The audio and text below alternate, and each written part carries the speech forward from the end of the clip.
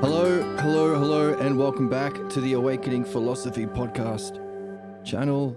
Lights are a bit harsh. I am wearing a suit jacket because we are doing section 4, which is on analogy, which sounds like something you might learn in a classroom, which is why I'm dressed as such. So where are we? Last time we put together the map of everything that we have been learning in the text so far, in a kind of World Cup program, which we coined the World Cup of the Soul. How cool is that? And then we finished the text. As a result of bringing everything together into the map, that we call the World Cup of the Soul, we were participating in what the book calls a wisdom tradition. Why? Because a wisdom tradition furnishes us with a map that we can use to chart our personal or spiritual development. Hooray! But what we are discovering is it also gives us an opportunity to discover questions. It's the carrying of questions with us that makes us questers on the spiritual quest. And I'm already getting annoyed with this jacket. So, let's quickly review what we covered last time, and then the ending of the book, and get into section 4. Butt to butt. Yes, and we shall do it butt to butt because Emma says so. It's sad, and I'm sad for you. And don't be sad. Crazy hot babe. Okay. All right. Let's go.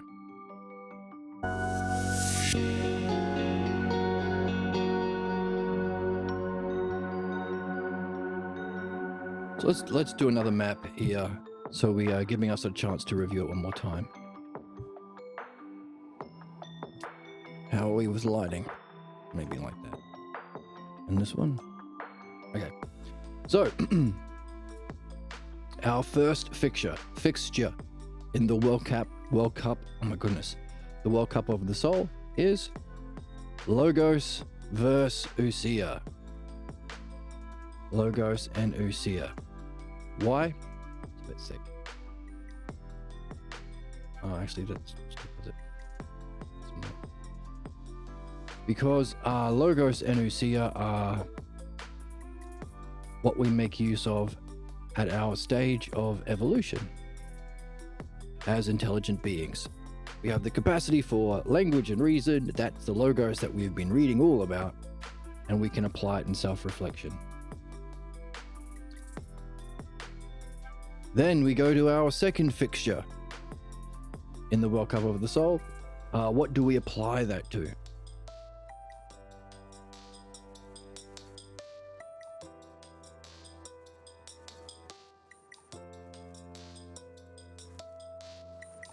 Well, no, let's say it this way. How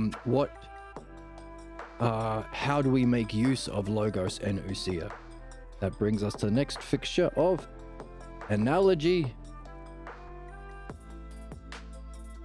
and dialectic. That's the activity that allows us to make use of the Logos in the act of self-reflection. The activities of understanding. So, by the way, for any one of these, you could also be doing a map of its opposite belief. What's the opposite of dialectic? Debate. What's the opposite of analogy? Well, I'll leave that for you to figure out. One of the key ideas of the text, of course.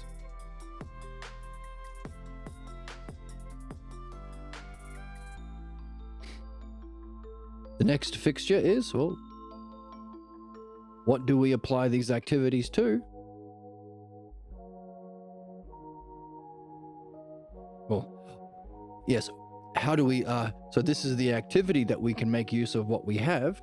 So this is our intellectual capacity, or what we have to make use of. this is the activity that makes use of them. Pressing the X and Y button. We'll call this X and Y just to keep with our analogy. The next fixture of the World Cup is we use this to perfect understanding and purify our false beliefs that we are carrying. I believe.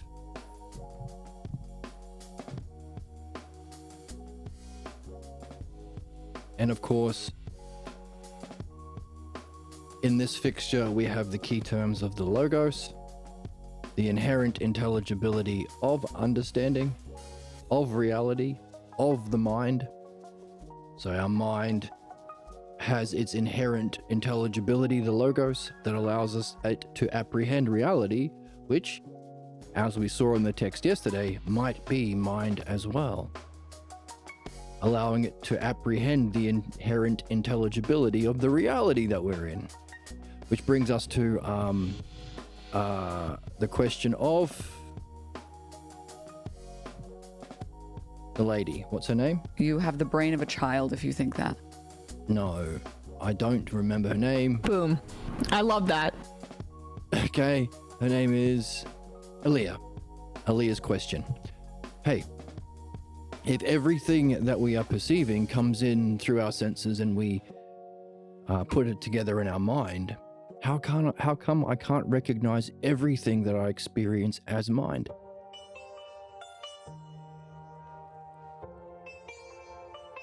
So the inherent intelligibility of mind that allows for that is the logos. And if we remember, the answer that Joseph gave was, oh, that must mean your idea of mind must be a false belief that you've yet to purify. You must be carrying a false belief about what mind is, such that whatever it is you're experiencing, you don't recognize it as mind. Not because it isn't mind, because you have yet to purify that false belief about mind that functions to block your seeing.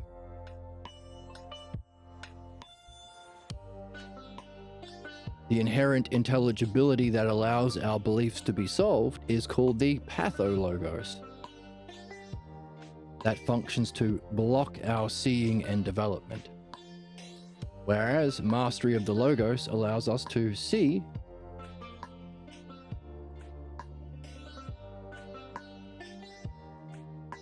and reach our excellence.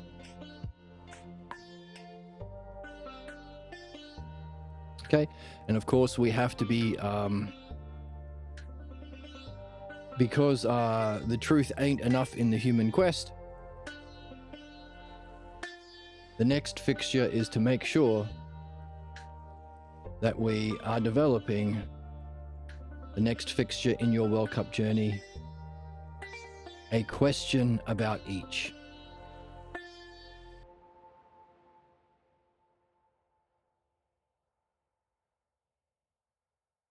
A question that allows you to become a question about reality, or self and reality, and question about your beliefs, your false beliefs about self and reality.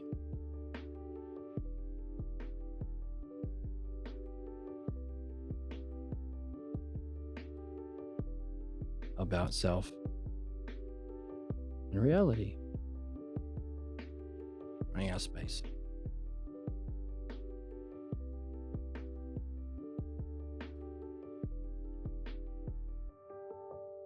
That's the next fixture in your World Cup journey.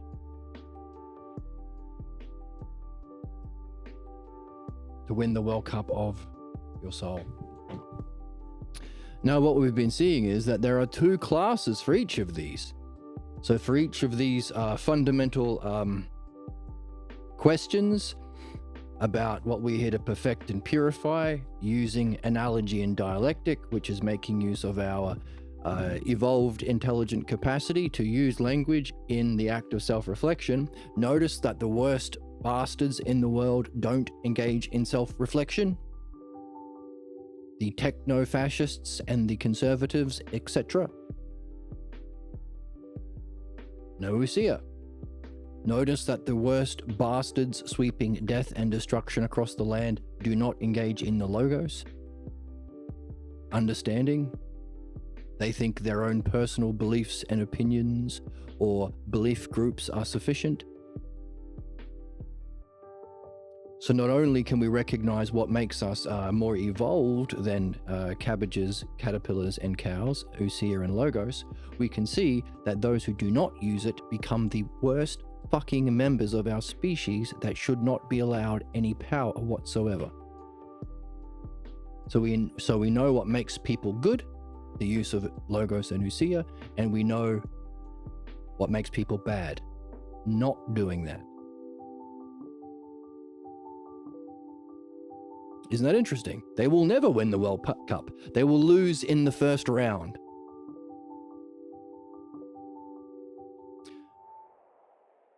So, we make use of it in learning how to use analogy and dialectic to perfect understanding and purify our beliefs, which requires us to become philosophically pregnant with a question about reality and a question about our false beliefs. But what we've been reading is there are two kinds. The general, what is general? What is understanding?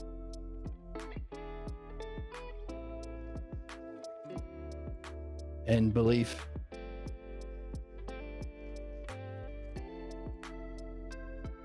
Itself.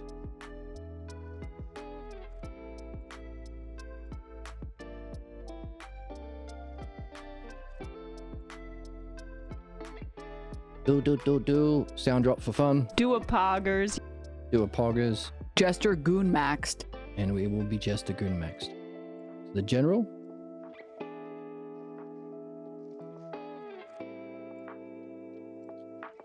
And a question about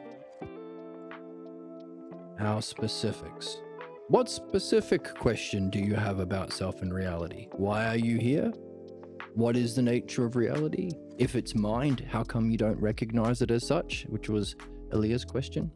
Why are you born and why do you exist at this point of history, at this point of time? Another one of Elia's specific questions. Specific.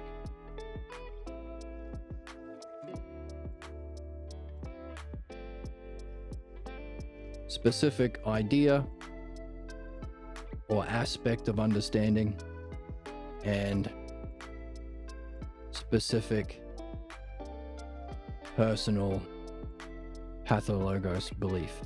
Are you carrying that you do not suspect you are carrying? That's the cause of your problems and your unjust functioning towards yourself in blocking your development and towards others you may have power over. So, two kinds of questions and two varieties within that we are supposed to become philosophically pregnant about. Hey Jed, says Techno, just checking in. Whenever I hear about relativity, I can't help but think of Einstein. Oh, what thought comes to you when you think of relativity and Mr. Einstein? If you don't mind sharing your thought.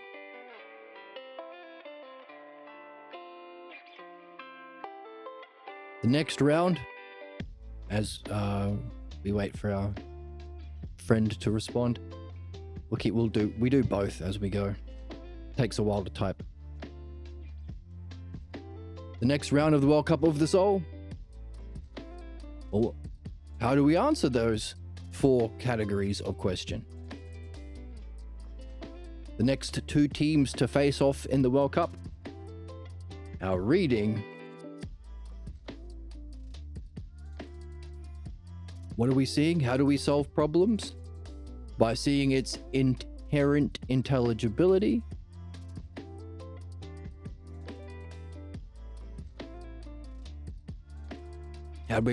Why are we able to reach our excellence? Because of the inherent intelligibility of mind and reality. Therefore, in order to answer these questions, got purple again. Should we use a different color?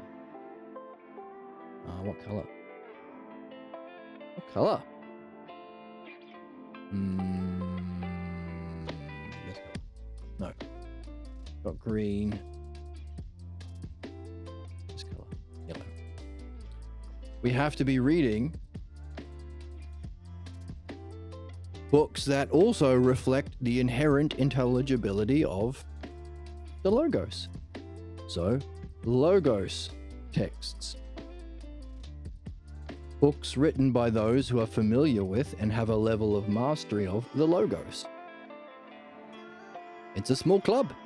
The author of this book, Dr. Pierre Grimes, of course. Socrates, whose dialogues we read about through the transcriptions of Plato, and the Balboa translations, because Juan Balboa, the only translator to have himself studied the Logos and Pathologos, and of course the Balboa translations of Homer.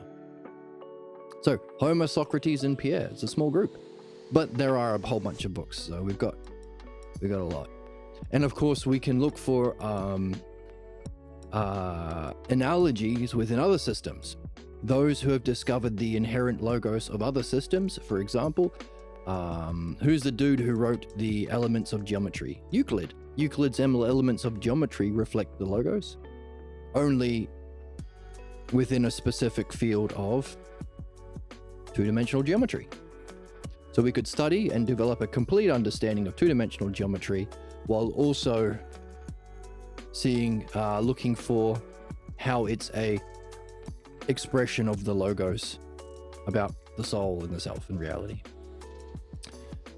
In the chat, regarding the self and reality, imagine the zeitgeist before his theory of relativity was mainstream. Technically, they were thinking of a reality in a very different way. Maybe there's some philosophy in that. Paradigm shifts.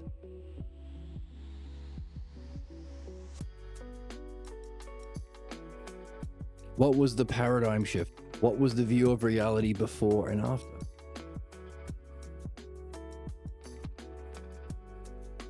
I'm not a buff in physics, so was it significant? Did Einstein's theory of relativity reflect a deeper intelligibility? Something that you recognize might be similar to what we have been learning? But yeah, definitely paradigm shifts is the key, because that's what we're doing here. We have to discover the paradigm that we have been carrying in our false beliefs and have the courage, integrity, intelligence, character, curiosity to drop it. Because we don't need it. It's not true. To no longer feel like you're in control. You haven't been in control. The sense of control has been you in projecting your false beliefs that have been the cause of your problems. But we have to give up that illusion of control to discover the truth of reality. And to be faced with that is terrifying for most people. Which is why the kind of understanding we do here is, well, not liked by most people,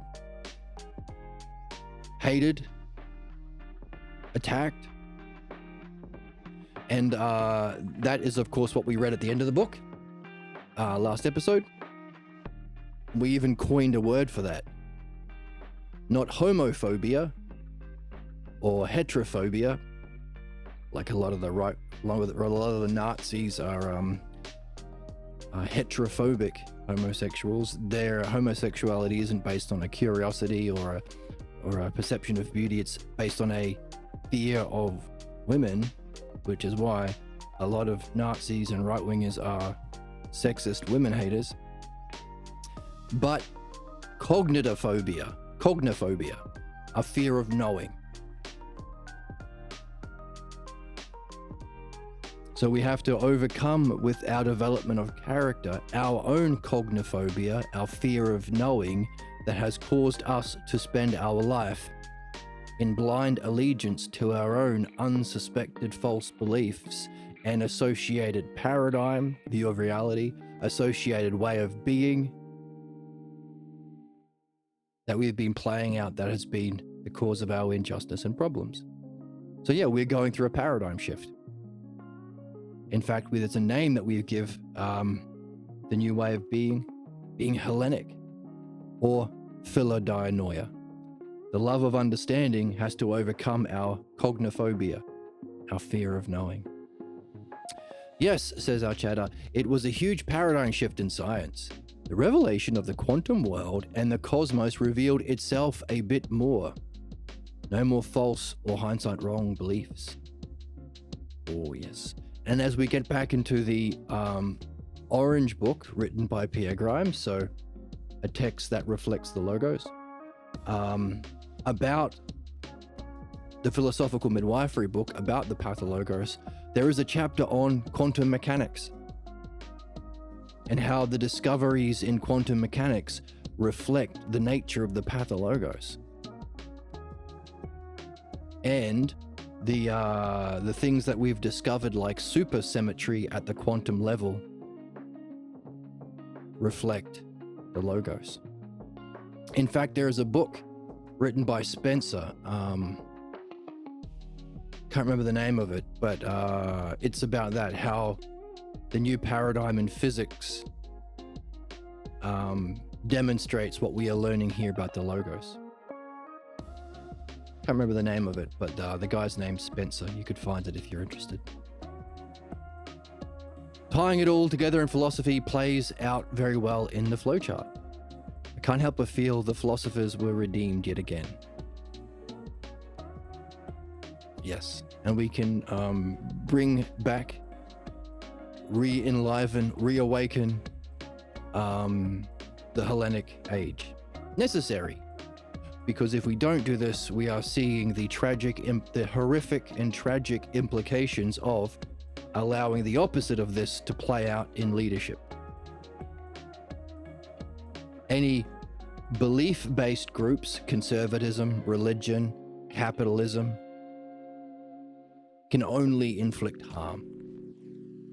And we're suffering that in our current stage of development. So our next stage of evolution, which again, in that the philosophical midwifery book, there is a chapter on evolution, mapping out Arthur Young's stages of evolution, placing us, I think, at stage 4.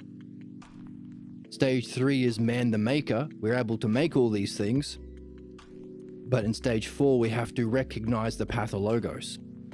So we know whether or not we should be making nuclear bombs. We should be making hand grenades. We should be building data centers that pollute the world. We are seeing the playing out of technology that allows the infliction of our unsuspected pathologos beliefs to cause the extinction of our society. The extinction of our species. If we do that, we can move into stage 4, which is not man the maker, but man the caretaker. We can care for our planet, each other, human life, in harmony with the logos, the inherent logos of reality. So yes, absolutely necessary as our next stage of evolution. And we're on round of the World Cup of the Soul. We're on round, what is this? 1, 2, 3, 4, 5. The 6th round of the World Cup is looking for specific and general about belief and understanding, and about a specific idea that motivates you, and to discover your specific pathologos belief in reading. So we apply these questions. Our goal, purify belief in perfect understanding. Our activity, analogy and dialectic, and using our cognitive capacity of language and reflection on books. So this is round 6 is what we apply it to. But of course,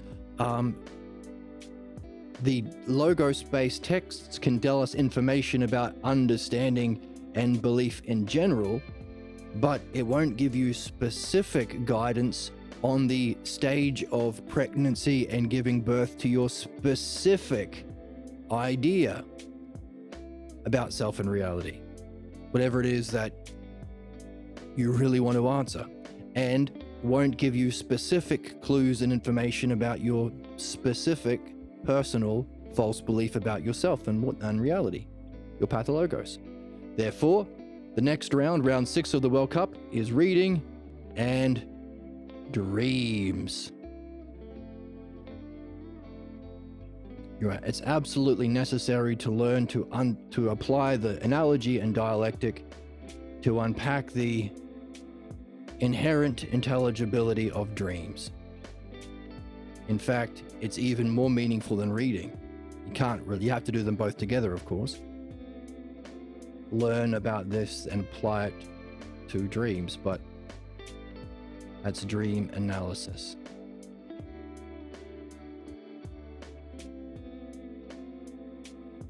Which we've spent a lot of time covering in the last few episodes. Round 7 of the World Cup of the Soul. Let me just cheat. There's our last one. Oh, we're at the end. Yes. So, having gone through all this,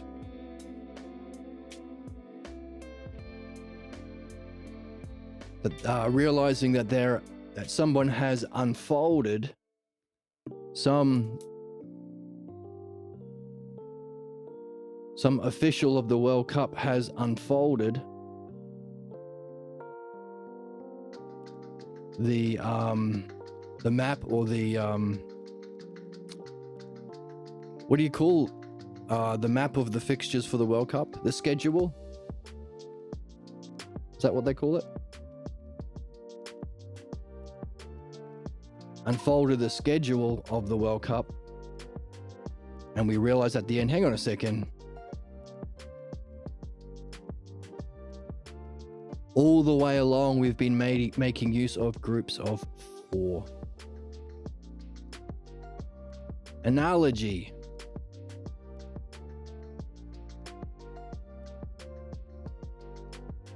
Has 4 basic kinds. The dialectic has 4 basic categories. Dreams.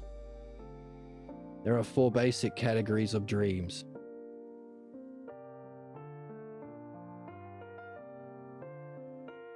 In order to play this game, there were certain axioms.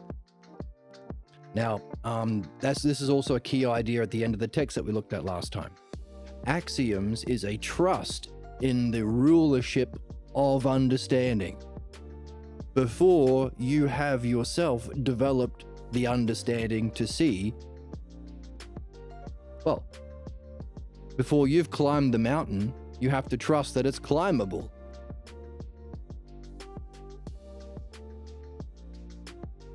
So it's a kind of belief necessary at the beginning for the development of understanding. And we saw we needed to... Now, I'm going to fill out the dialectic first, because that will give me... Because the dialectic is the inherent structure of all reality, all logos. It'll give me the structure, the skeleton, to unpack the axioms. So, dialectic, the subject in relation to itself. When you explore an idea, what can you say about it itself? That's called definition. How does it function to something else? Demonstration. How does that functioning or demonstration affect others in division, others to other others, division? And can we synthesize a key idea that we can relate back to the self as the conclusion? So synthesis and analysis, the two aspects of conclusion. To use these to populate the kinds of analogies. Hey, when you have an analogy that is the same as itself, you are a pig. You are the same as a pig. We call that metaphor. When there is some sameness and difference, so I'm just substituting the word self and other for another pair of logos terms, same and different. We could also use whole and part, like and unlike, etc. So same and different. Some sameness and some difference, that's an analogy. What has some sameness and some difference? The idea of likeness. Likeness has a bit of both. That's called simile.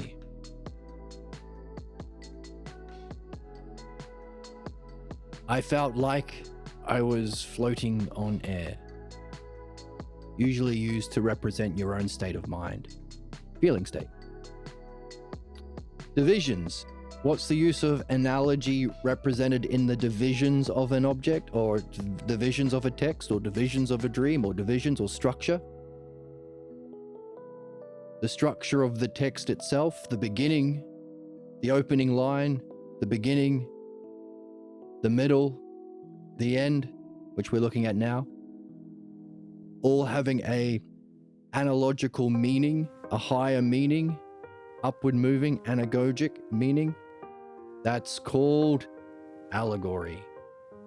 A drama that has a spiritual meaning. If you move from the specifics to the general, you drop the specifics and you move to the general. All analogy is that. Your dream isn't really about a dragon. Drop that specific and go to what it generally means. What does a dragon represent? What self-logos term? So allegory is division.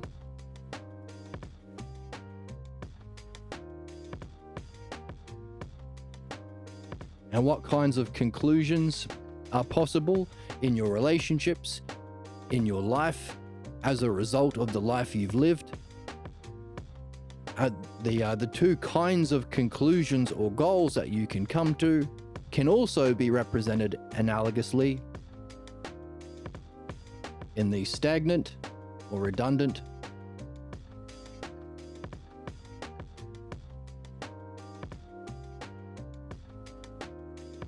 I need some more space.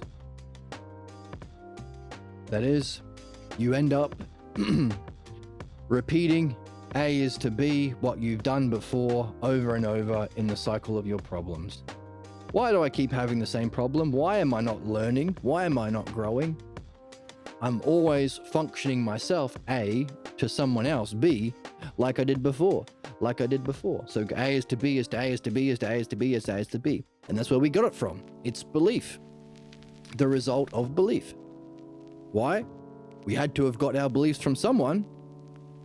And because beliefs are always bad and the cause of all human suffering and problems and injustice, it wasn't an actual learning event. They must have given the appearance of knowing, and you are imitating them. So this becomes the life of all people, whether you like it or not, to some degree, some more than others, of course, to look for a situation where you can do unto others what was done unto you. An eye for an eye leaves everyone blind, that kind of idea. The redundant analogy and the anagogic, upward moving, where you can learn and develop and improve and add to the Hellenic tradition. Anna Gojic. A is to B, as Socrates taught Pierre Grimes, so too, in this book, Pierre Grimes, same term, B term, is teaching us. And the board is frozen, so I will do a zoom. I'll play a funny sound drop. You are beautiful and everybody loves you. That's not funny. That's true. I want to see the gorilla packing. What? No. It's not that kind of a stream, Emma. Jesus. Just like use your brain for a second. Come on, Emma. Just shut up. Hey, calm down, everybody. Now, there it is. A is to B as B is to C. See? 4 kinds of basic analogies. 4 kinds of dialectical or structured parts of the dialectic. 4 kinds of dreams. Let's do dreams first. Oh, let's do the axioms before we get too far away from it. The 4 kinds of axioms we have to trust. Notice it's not a prejudice. Prejudice is to allow beliefs to have any sort of, it's the theme of the book. If you say it's all relative, you are prejudiced. Why? When you say, I believe something, all you can really say is, this is how it seems to me. That's all you can say about belief. To a racist, it seems to me that brown people are whatever. To a sexist, it seems to them that women are always whatever. To a Jew, it seems to them that they get to murder whoever. To a Christian, it seems to them they get to, it's often murder and theft, isn't it?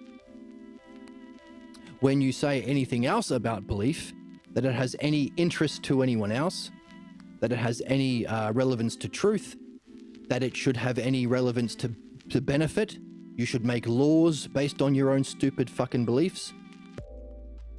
Christo-fascists of MAGA, the genocidal Zionists of Israel, and so on, all through history. When you say it has any expertise that should allow you rulership, I should be in charge, says Elon Musk. Why? What do you know about the soul? About the stages of evolution? About the cause of all human problems and our excellence?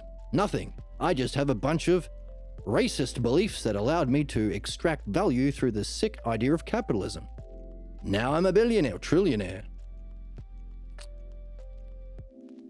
How are you doing with solving world hunger? Making it worse. How are you dealing with the environment? Making it worse. Oh, belief only does harm. So when you say that your beliefs have any claim to truth, benefit, or expertise, you are saying truth, benefit, or expertise is all relative to personal beliefs. You are ruled by belief. That is a prejudice. Axioms are to trust in the rulership of understanding before you have yet moved from belief into a sufficient level of understanding. You have to trust that you could win the World Cup to even begin to play. That's the idea of an axiom that we have been reading in the text, because the text is a goddamn banger. They're secretly turned on by it. And you perverts are secretly turned on by it, maybe. They're like a goon. They're a gooner. They're a goon. I'm R.M. Browning it. What? Is that Tim Heidecker saying that he's R.M. Browning it by being on my R.M. Brown button? And she spit on him also. Okay, and also she spit on him. So, the definition. What's the definition? The logos. The axiom being, we have to trust that our excellence is reachable via its inherent intelligibility. What's the inherent intelligibility of mind and reality? The logos.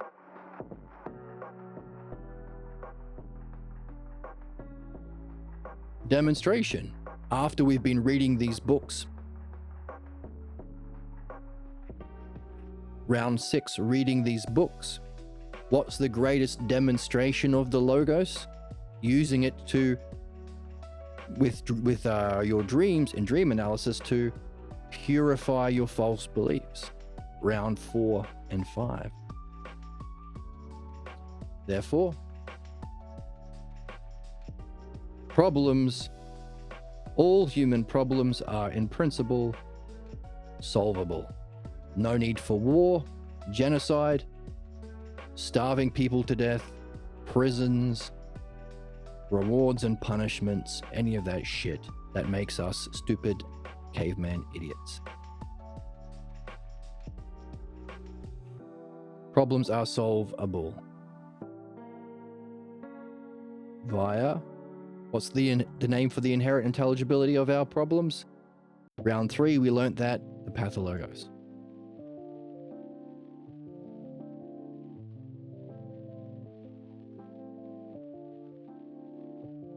We have to trust in the axiom that, until we can see it, that we have guidance, our spiritual guide for both divisions comes via the inherent intelligibility of dreams. No, you're not the one that's mentally unwell. You're brave. You are crossing into new boundaries. By looking at our dreams, we're not unwell, we are crossing new boundaries. I want to Emma? see the gorilla packing. And no, you're not going to see the gorilla packing. Bull testicles. Bull testicles. No bull testicles either. No gorilla or bull testicles. I don't want to eat a monkey. And Joe Rogan doesn't even want to eat a monkey. All right, guidance through both via the inherent intelligibility of our dream. Do we look at that, or was I too busy pressing buttons?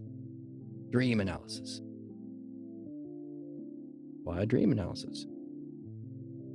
You can't go through the process of reaching your excellence and removing your problems or blocks unless you trust in principle the idea that you can via the guidance of your dream analysis.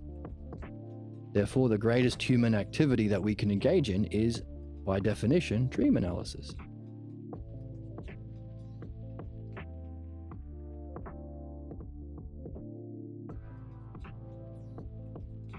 Gorilla packing or eat a monkey? Well, that's a Sophie's choice, isn't it? What do you say, Emma? They're secretly turned on by it. Well, she's turned on by both choices. I'm eating the testicles of this bull, and I'm eating it raw. Well, the Oracle is eating the testicles of the bull raw. Not much we can do about that, can we, RM? The dumbest amongst us are like public intellectuals. It's great. Hey, I hope you're not talking about me right now. Because we're talking about eating testicles. Okay. The fourth axiom we have to trust. Now, if this is our greater goal, to reach the excellence via the logos and the purification of the lesser, or this is goes back to that triad, we seek the truth in understanding, we purify what's false in our beliefs, but there has to be an ultimate principle or standard or axiom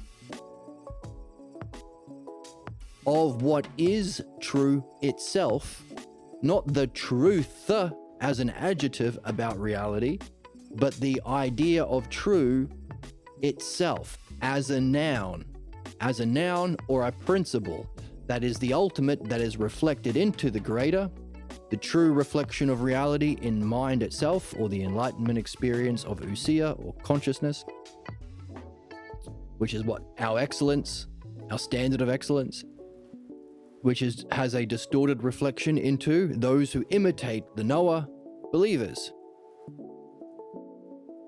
So therefore, as we purify what's false and master the truth, we ask the question, what's the cause of both? What's the ultimate principle or axiom? The principle or cause or standard that is reflected into both.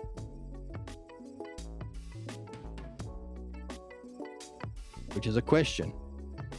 What is that ultimate axiom?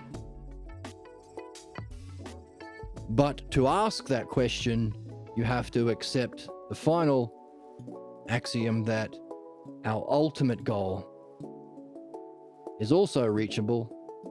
Ultimate goal is attainable or reachable.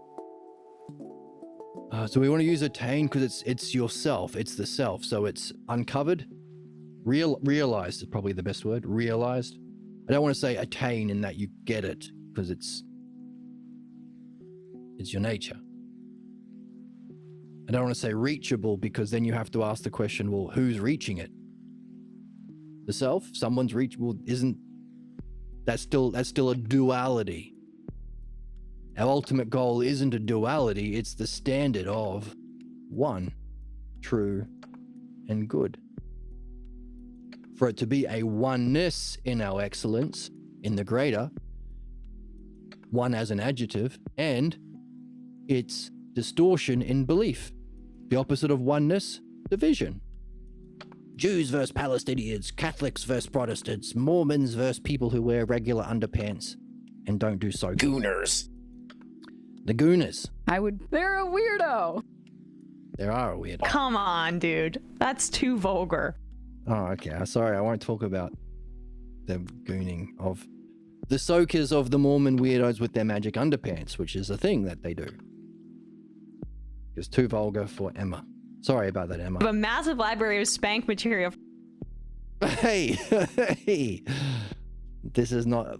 I'm not talking about that to give you a massive library of spank material. Ultimate goal is... What do we say? Not reachable, that's a duality. Not attainable, because again, there's a two-ness. Recognizable, how about that? Realizable. Attainable. Yeah, realizable is probably the right word. Realizable. Via. Well, we need something. The inherent intelligibility of what allows us to reach that ultimate goal, which would be winning the World Cup of the soul. What have we got left to study? We've been reflecting on the greatest works of human history, the greatest works in the physical world, created by a physical author in these Logos texts of Pierre Grimes, Socrates, and Homer. Balboa translations only. We've looked at the greatest creations of a non-physical entity, our dreams. What's left? What's left that has an inherent intelligibility that we can apply our logos and reflection? What can we reflect on and seek the inherent logos of? Pressing the X and Y button. What's left?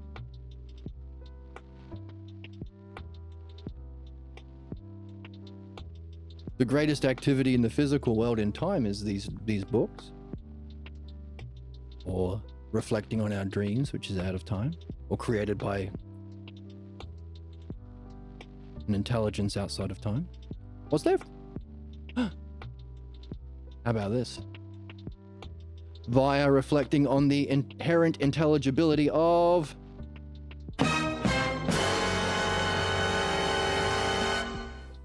the dream maker.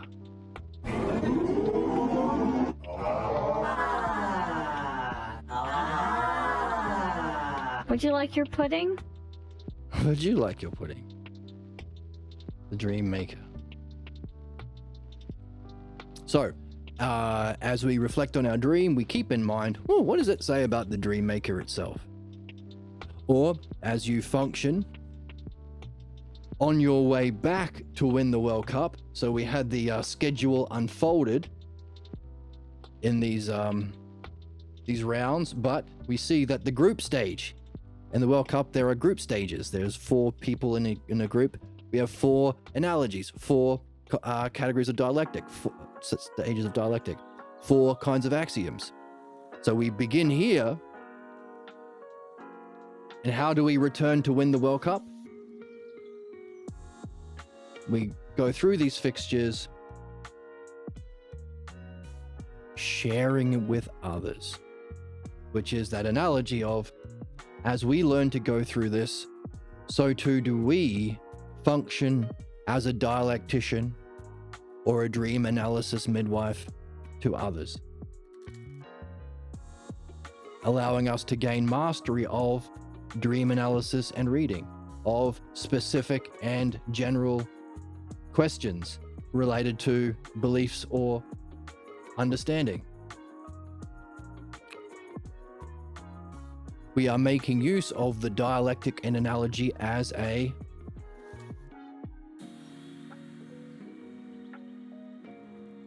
midwife, a dialectician,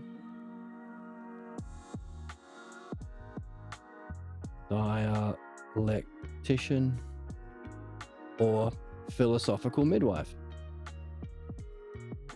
The higher reflection, the higher art of the dialectic is applying it to where specifically the person you are talking to is at relative to the pregnancy of their question. So the higher art of the dialectic is philosophical midwifery.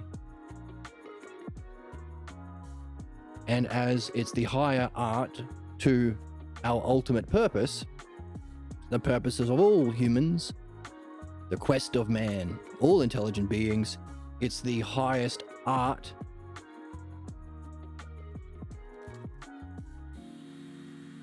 that we are here to master. So that if you were to pick any one of these stages, would be a definition of the meaning of life. What's the meaning of life? Oh, to master the use of dialectic and analogy. Answer it differently. To make use of your capacity for reasoned language and self-reflection. Answer it differently. To master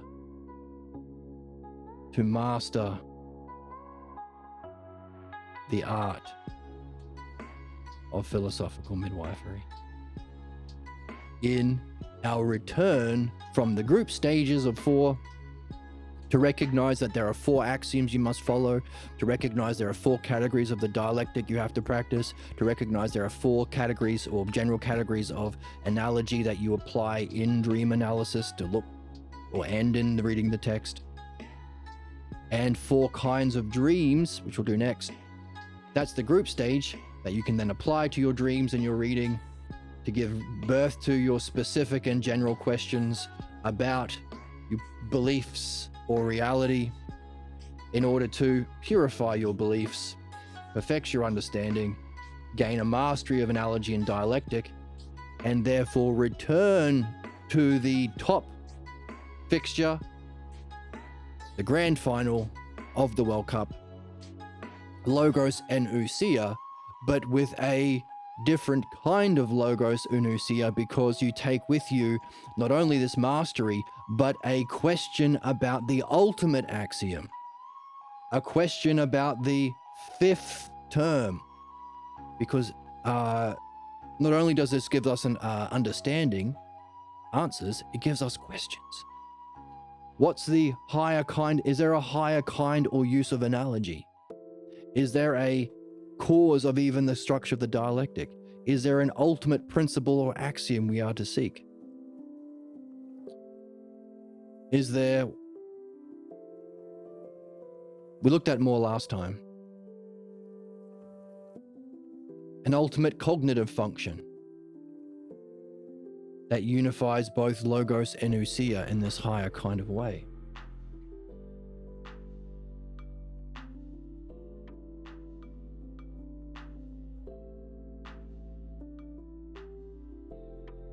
Let's do the cognitive functions first. So the group stage of our cognitive functions. Here a drop for fun. People don't logic their way into stupid positions. They stupid their way into stupid positions. Right, and this is us logicking our way out. A massive library of spank material.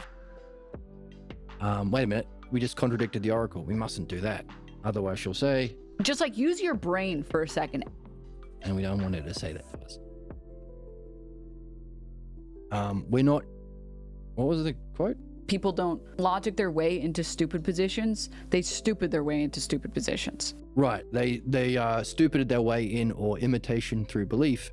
But this is our use of reason to understand and address its cause to free us. So, we must always listen to the oracle. Cognitive functions. Well, we saw that there was a... Let's go questions first. It'll help us. Questions. We saw that we had questions about color.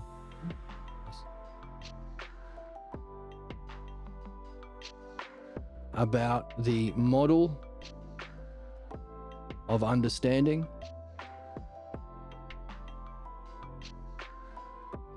as a whole,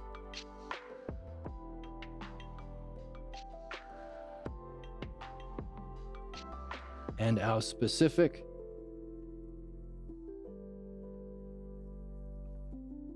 or the activity of understanding that makes use of its specifics or parts or differences. Oh, sameness and difference. Sameness. Okay, let's move it over here. Running out of space. So our questions relate to... It's supposed to be a quick review.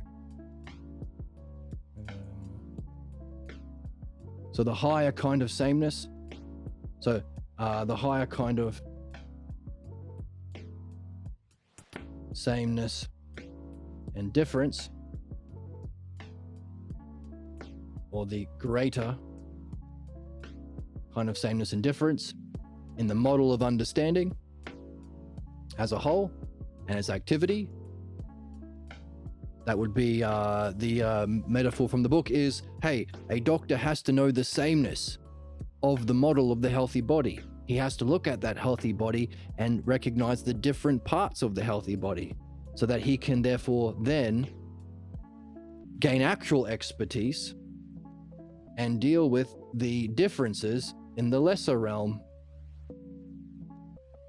of the physical. So we can say the world of being in the greater, because the model of mind is eternal. It's for everyone. You don't have to be a human or a man or a woman. It's open to all. No need for genocide or competition or capitalism or any of that shit. The lesser, the world of becoming, or the physical world, also has its variation of sameness and difference. It's terrible. Sameness. Why? Because those who are imitating through belief can only do the same thing that they're imitating. My preacher just said, praise Jesus! That's all I can do. How do we solve the climate problem?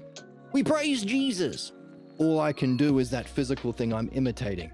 That's the sameness of belief, or the whole of belief. Oops, difference. So we have to therefore gain a question about belief itself as the model, or as the idea, belief itself, and our specific, or the differences in the specific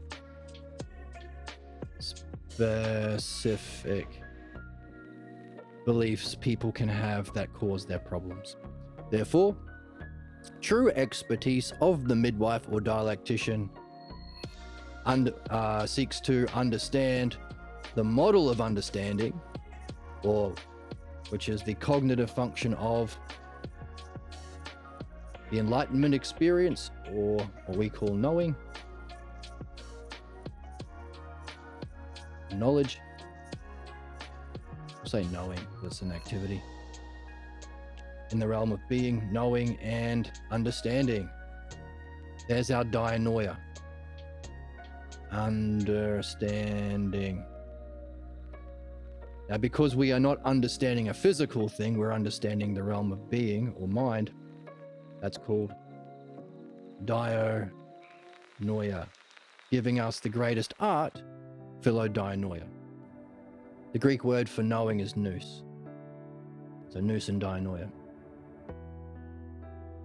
The other cognitive functions we can have in the physical world, we can have belief. And just as mind itself in the model of knowing functions in its activity called understanding, so as we participate in time as evolving critters, that's the activity we're here to master. So too, the activity of belief is image thinking.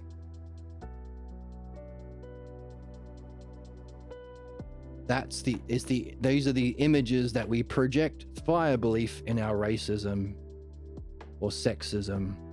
And if you hear people say, gee, those religious or Republicans or capitalists are so fucking stupid, all they do is think in shapes and colors.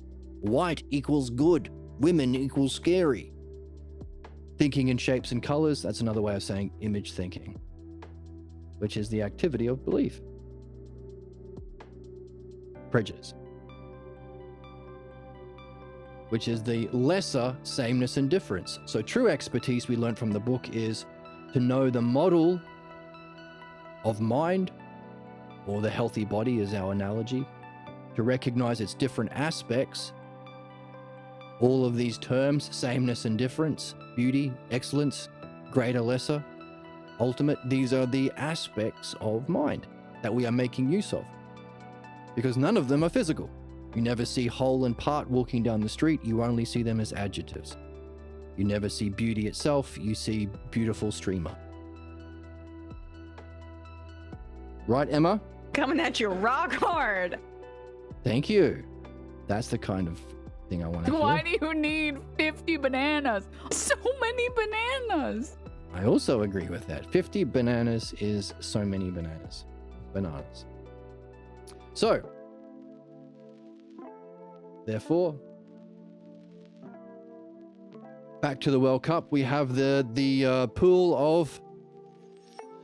In the World Cup, they have the pool that has the best football teams. They call it the pool of death. Here we have the pool of cognitive functions, which helps us to understand the nature of what color? Wisdom. As we heard Aaliyah say in the end of the text, what would it be like to have the enlightenment experience of knowing or mind knowing itself, and also understanding? Well, we call that wisdom. And of course, Harry demonstrating someone who is loyal to out of his fear of knowing, giving us our understanding of cognophobia, the great sickness that human beings suffer from because of his fear of knowing, or the higher cognitive functions of wisdom. We could even add a fear of understanding as well, because cognophobia means higher cognition. Those people are attached to their beliefs and their images. That's the nature of ignorance. Notice ignorance isn't not knowing something, it's thinking you know something based on your beliefs. That's ignorance. Still got that lump on my ignorance. What do you think about ignorance? Tell your classmates to shut the hell up that they got an A. Follow me for more tips like this. Thank you for the tip. That was not on my bingo card. Yeah, I know. It wasn't that strange thing for him to say. It's not on my bingo card either. So, the pool of cognitive functions. The pool of questions, therefore. Oh, one more to go. The pool of dreams. So these are all the pools that allow us that play out in the next rounds, round 6, 5, 4, 3, 2, 1 of the World Cup. And it's interesting that they are all in groups of 4, reflecting the dialectic, of course. The 4 classes of dreams. Pathologos dreams, telling us about our past that we are carrying with us via our beliefs into the present to cause our problems. Reminder dreams, reminding us of what you are doing well in the present, pointing your attention to something that you might be overlooking that you're doing well. Prophecy dreams that can anticipate or predict the future. Prophecy, and of course, insight dreams or enlightenment dreams. We'll just call them enlightenment dreams, just to give one word. Enlightenment. We can have peak states of mind in dreams. So what? Well, as somebody unfolded the schedule, us right now, we are that guy from the World Cup who is the most corrupt guy apparently. Gave Donald Trump a peace prize as he is murdering innocent children all over the world for fun and profit. Personally, on Epstein Island and en masse with bombs and starvation and sanctions. So, again, the worst people allowed to rule based on belief. All they can do is harm, and they seek that as their surrogate for actual knowing, the lesser imitation. Therefore, sadists. We understand why those who claim rulership via belief in things like conservatism, religion, and capitalism are fucking sadists. They can't do good. That requires understanding and knowing the sameness and difference of the higher, but they have cognophobia. So instead seek to inflict harm as a sick demonstration of being a big, strong, tough knower. I can harm you just as my mummy and daddy harmed me. That's the redundant analogy. So they are stuck in the lesser analogy, conclusion or goal. So, as we unfold the schedule for the World Cup of the soul, so we're going to ignore those jabronis who are terrible. Unfold the schedule. Unfolding the schedule, which we saw in the book, is called a wisdom tradition. Wisdom tradition furnishes us with the map for our development. As we make use of these pools of 4, going through these stages of our reading and dream analysis, giving rise to specific and general questions about self and reality, or our false beliefs about self and reality, in order to perfect our understanding and purify our belief, gaining a mastery of analogy and dialectic, leading us to a question about the cause even of ousia and logos. What's the cause of even that? Or the principle? Or the standard or axiom?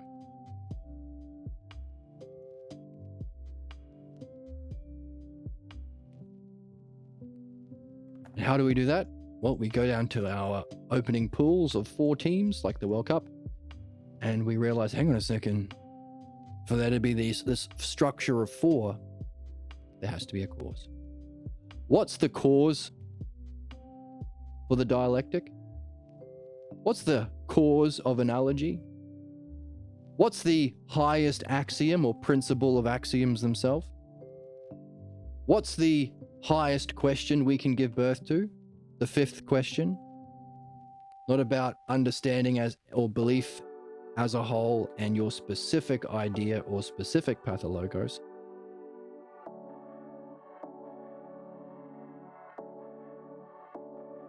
What's the ultimate?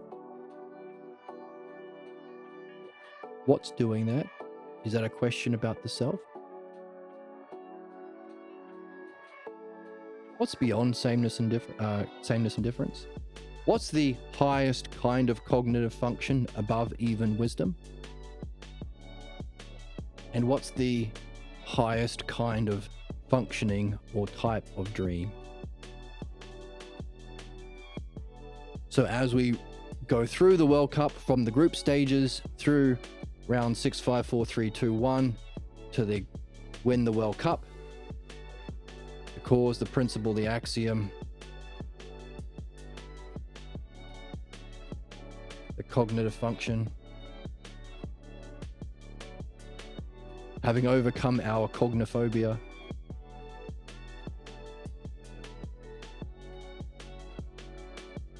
this is the question that we have. Fifth kind of question that may lead us to winning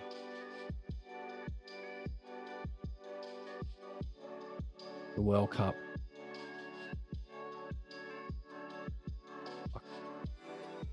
Suck my dick. Hello? Come on. I'm just doing a drawing. Hello? There we go. World Cup. Isn't that pretty? I would scoop the moon in a cup for you. In a World Cup for me. I'm a comedian too. All right. What's that? So, not only developing a mastery of the greatest art that we're here to do, all intelligent species, so this would apply to whatever galaxy, whatever multi-dimensional multiverse you find yourself on, but also we are carrying with us that greater kind of question. What's beyond even Logos and Usia? Or what's the higher kind of Logos and Usia together? See? Teams of 4 at the beginning. So there's our map. Hooray!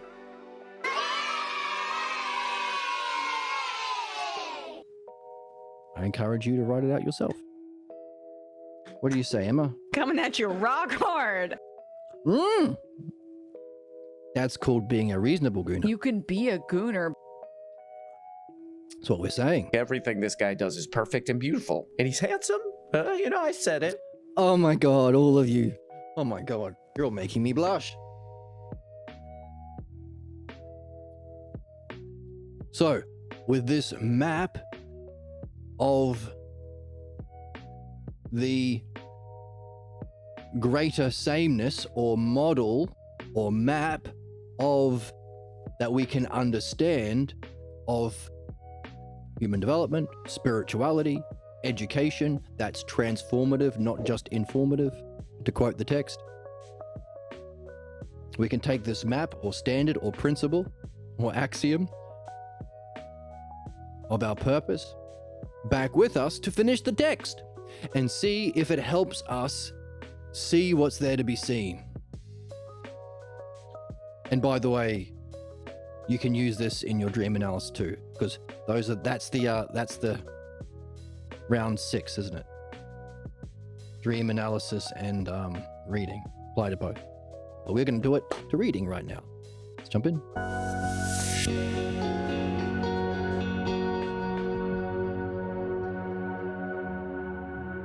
$502. What's that mean? That means this thing that I have no longer works. Let's get rid of that. And you are gone.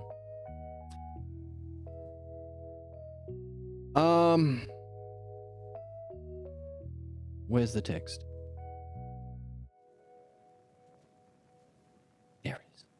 Welcome text.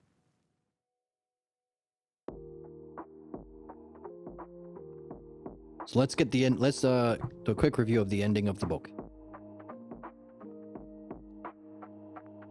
Oh, so we also saw last time that the ending of this book is seems to be information about what it means to have a question, what it's like to have a question.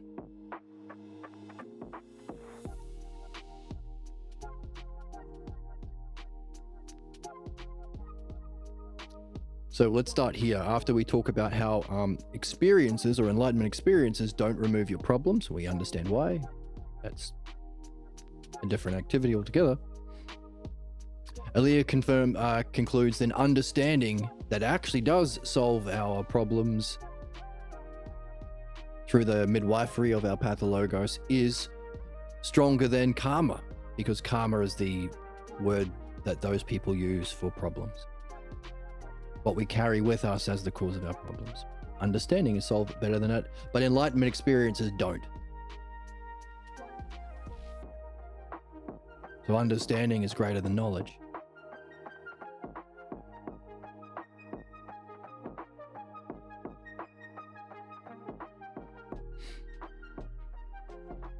Harry goes on to say, wouldn't it be funny, wouldn't it be a gas if in your next reincarnation plays out only in terms of what you understand about yourself?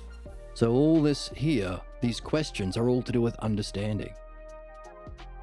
So this winning the World Cup of the soul is not just about happiness in this life, but also relates to our reincarnation. The level that you climb on this map dictates the kind of death and reincarnation you have. Maybe, wouldn't it be a gas?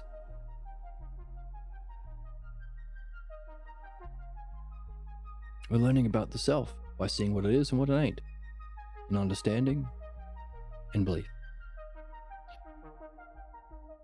Anyway, so that's, wouldn't that be a guess if your reincarnation was based on your level of understanding about yourself?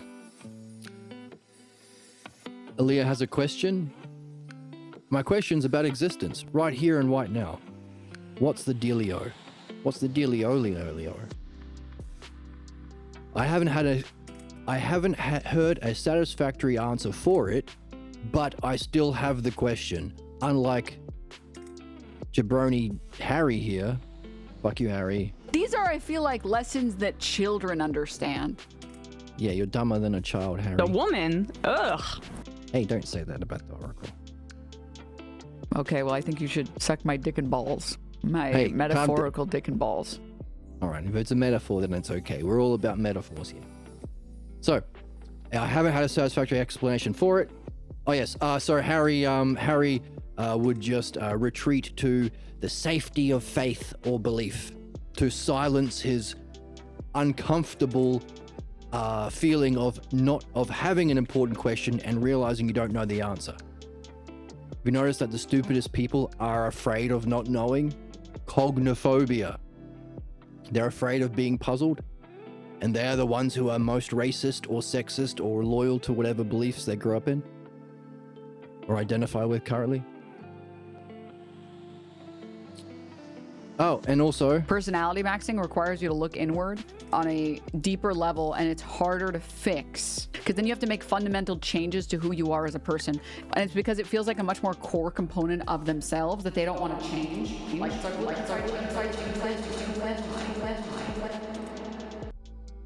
right, so that's that character maxing quote. You identify with your beliefs. I am a Christian. I am a this. I am a that. Which is, as we have been learning, is a fear of following your actual intended purpose, following this map from the group stages through the round of 32, 16, 8, whatever, to the final.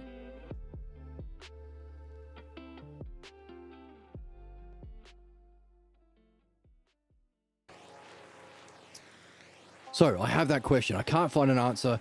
Why am I here rather than somewhere else at a different time? And I want an answer. I don't want, well, only God knows bullshit. Well, if he can know, why can't I know? Tell me. And Harry ducks it by jumping into belief. And Harry is smug about that. Yeah, that's what faith is for, ending that question. And Joseph is saying, you don't understand how beautiful and special and precious this woman is to have a question like this. She has a good one. She's on a good one. She is a good one. And you think you're so clever that you can shut down a woman, you sexist fucking prick, with your belief bullshit. This is the nature of injustice. This is why one of the key reasons why we have to go through it. If we don't go through this map, we will seek to project. We will crush others the same way our earliest teachers crushed us, like Harry is crushing Aaliyah. It's not only the cause of our injustice and problems and blocks to ourselves and our negative death and reincarnation, it's the cause of our injustice to others.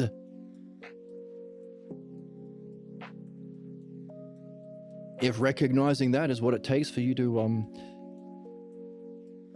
get into the game, have fun, sure. Why not?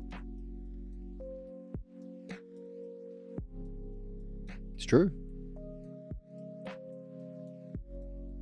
But of course, the joy and whimsy and excitement of reaching your excellence should be motivating once you're in the game. Where's the joy? Where's the whimsy? Where's the childlike wonder? That's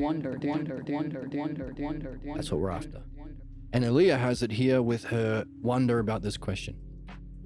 Joseph says, stop being an alpha prick. Now, back in the old days, we didn't have alpha pricks. We had crowing. People who try and crow like a rooster and peacock or whatever. Stop crowing, you idiot. Fuck you, Harry. You're gay if you don't give me everything that's in your wallet right now. Well, we're not okay. Emma, okay. Don't take advantage of our anger to try and rob him. Emma. The woman? Ugh. Woman? Don't say that to her Bull either. testicles. Bull testicles. Right.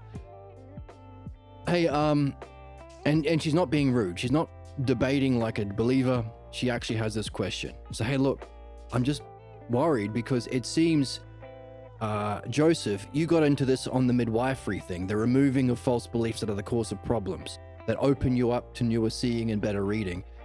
But what about these higher kind of questions? I'm not being rude. I just want to know, can it equally apply to both? Can it apply to both our questions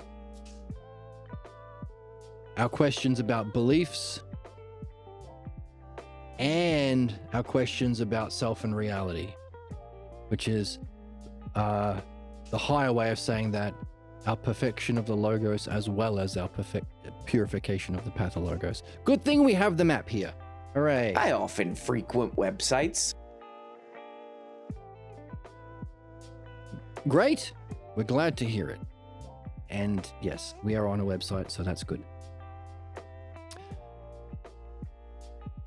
So the questions about the pathologos don't cover, well, you've yet to learn the higher kind about the logos. And isn't it disturbing to have this question not have a sufficient answer, but still keep going and want to solve it? While Harry shut down the goodness of Aaliyah and this question, Joseph is going along with it. So we ship them together in our minds. Rather disturbing. Yes, it is. Okay, Joseph says, well, hang on a second. If you don't have the answer, what makes you think you can answer it in this Platonic tradition, or what we are calling the Hellenic tradition? Because we also want to include not just Socrates, but Homer and Pierre Grimes. And Joseph, well, I just believe or hope that it is answerable. Harry says, that's a prejudice. And we say, no, prejudice is trust in belief as what will guide you. This is an axiom, a trust in understanding, which is something we can confirm when we win the World Cup. So, Aaliyah wants to know what it means to be enlightened and if it's the same as being wise. And we have the map to help us with that one. Sounds like the enlightenment experience is this one. And wisdom is this one plus this one. Wisdom. So take that down to your local ashram or Buddhist Zendo or whatever and let them know. You're not wise if you're just having these experiences on the mat. And make sure you duck their punches or karate chops or kamehameha blasts. Because cognophobia. We're challenging even their dear beliefs. And even their enlightenment experiences isn't enough to remove their beliefs or karma, as we just read. So we have to be on guard for that, but it's a challenge, isn't it? To tell the truth to people who might be interested. It is a challenge. Kind of like a joke. A joke's always a risk too. You risk that they don't get it and take offense. So we're like, we're jester goon maxing of philosophy of the mind. Now we're getting into extreme Jordan Peterson levels of whimsy. Levels of whimsy. Because we're also risking telling the truth to people who might be open to it, but we might trigger their cognophobia as they retreat to their beliefs. So, hey, and if enlightenment doesn't answer these questions, as understanding does, I wouldn't think too highly of enlightenment. And we are saying, well, why not both? Joseph says, yeah, I'm with you on this. Aaliyah says, look, if they don't answer these questions, I wouldn't think too highly of it. I want to be enlightened, but also have understanding. And Joseph says, well, that's quite a goal. Sneeze. That way of thinking would even put the saints, confound the saints. So again, the exact same thing we were just making fun of. But we talked about going to the gurus at the ashram and pointing this out and saying, well, this is actually better. Joseph makes the exact same joke, but to do with the other side, the Western side, religious believers. You'd confound even the saints, but we would say you'd even confound the saints or the Eastern gurus. And Harry says, what? Saints? I thought you were against belief. And then Joseph says, we were just kidding, come on. Where's the joy? Where's the whimsy? Where's the joy? Where's the whimsy? Where's the childlike wonder, dude? Calm your bitch tits or whatever, Dumbass. You know what? Suck my dick.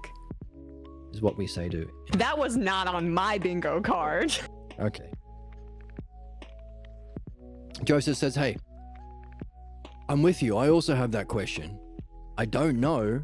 I don't like not knowing. I hope to know. I'm going to keep pushing these questions.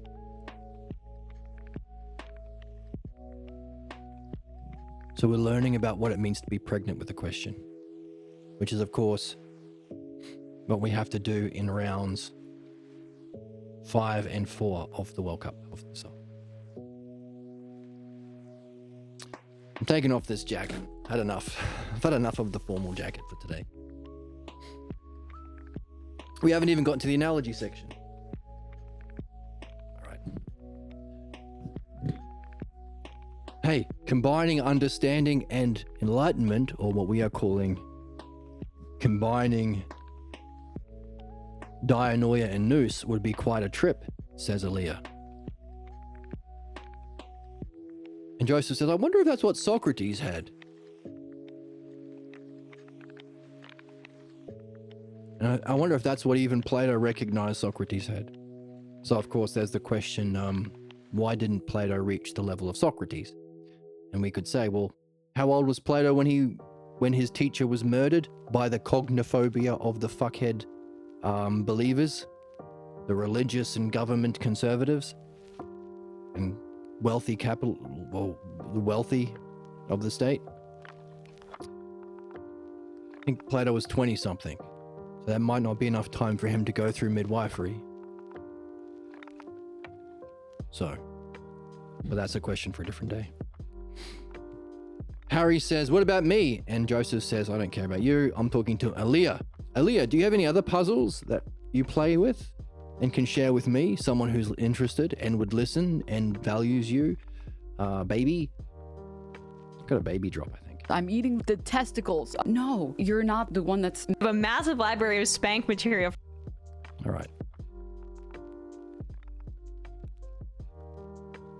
I'm going to put this on its own one. Hold for a second.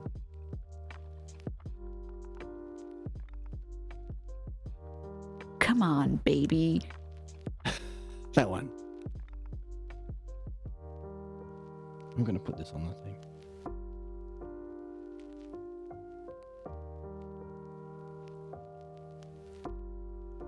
Come on, baby. Crazy hot babe. I think you're a babe. All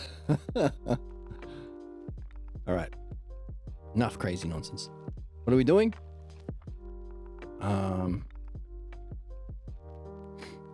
Right. Do you have any other questions that you would share with me, baby? Come on, baby. I've been puzzling about something. I wonder why I can't recognize everything as mine, says Aaliyah, since everything I experience is in my mind. And another aspect of having a question is sometimes I get an answer to it and it puts the question asleep for a while. And then I realize the answer is no good, is stupid, and the question comes back with greater force. So another thing that we can recognize about having being pregnant with a question. Harry says some bullshit and we say, Dumb bitch. dumb bitch. Joseph says, hang on a second. If everything you experience is in your mind and you want to know why you can't recognize that? No. My question isn't that. My question is, says Aaliyah, why can't I recognize that it is all mind? Not in my mind, but it is mind. If it's in my mind, it's got to be mind stuff. And if it's being seen by something, it's got to be seen by the mind. It's mind minding itself. There's our ousia, the nature of reality, and it seems like if the enlightenment experience is the whole of mind, the greater sameness of being, then that question Aaliyah has seems to be must only be answered by, or once it's answered, would facilitate that experience of enlightenment or nous or knowing. Mind recognizing itself as reality. It's the thing experiencing and it's the stuff being experienced. It's a oneness. So it's a good question that she has, one that would lead to that experience. And we want to make sure that we stay friends with her, or even more. Ooh.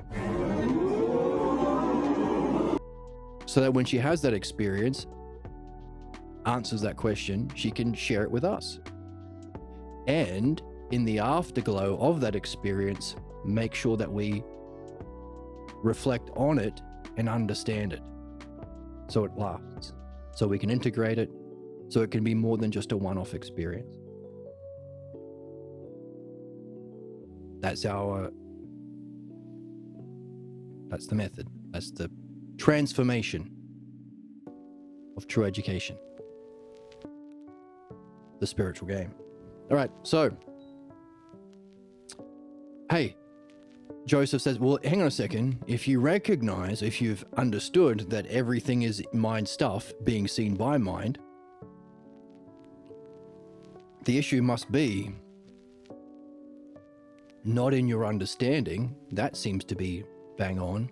But you must be carrying a limiting belief about what you expect mind to be that's preventing you from seeing that which you've understood is there to be seen. So if we marry Aaliyah's insight about reality with Joseph's learning about removing beliefs through midwifery, we have an ideal relationship. Expressed metaphorically by these characters in the book. There's our metaphors. And their states of mind and functioning, similes. Played out in the structure of the book. Allegory. Therefore, if we ship these two together, Aaliyah's understanding and Joseph's masterful learning of midwifery to remove blocks and beliefs. Imagine the kind of children they give birth to, not physical children, but imagine the works, the texts, the books, the animes, the virtual reality video games, whatever it is. Because if those two represent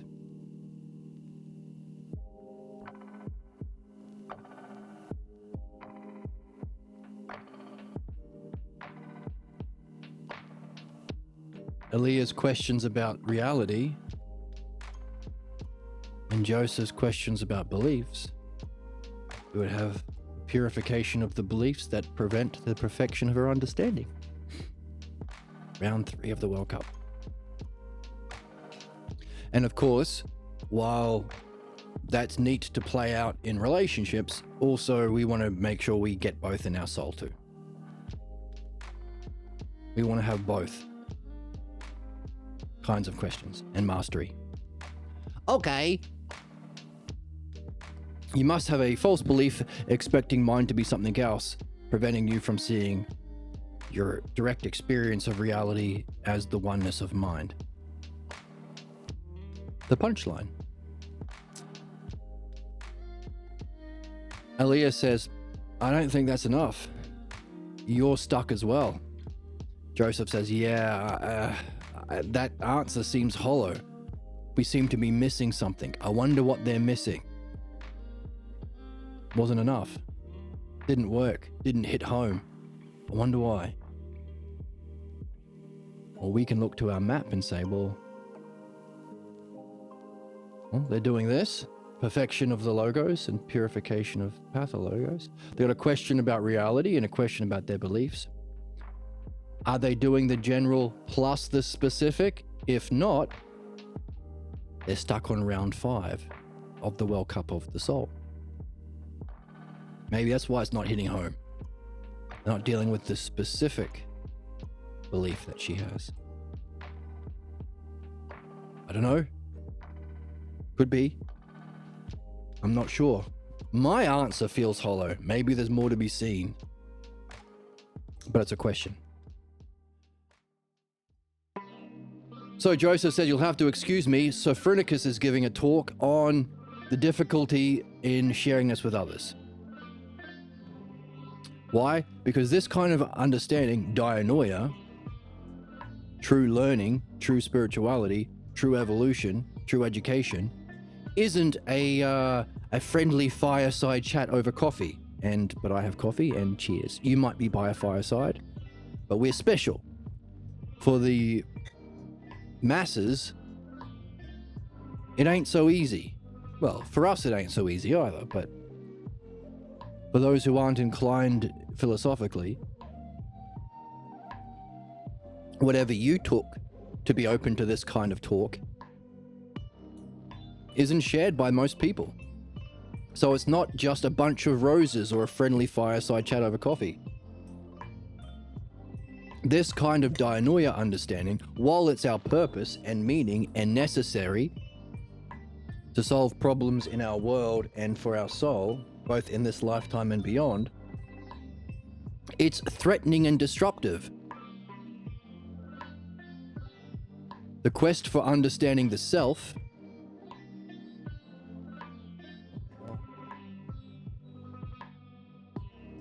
coffee's beeping at me. So if this is the quest for understanding the self, we can say, what's the cause, what's the principle, what's the axiom, what's the cognitive function, what's the higher kind of dream? All of the questions that we carried from the group stage of the World Cup.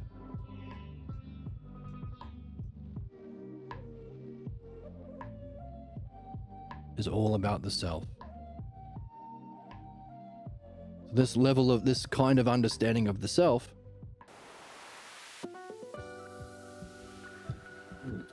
surfaces a distrust of the process of philosophical midwifery because it awakens the dreaded sense of the unknown.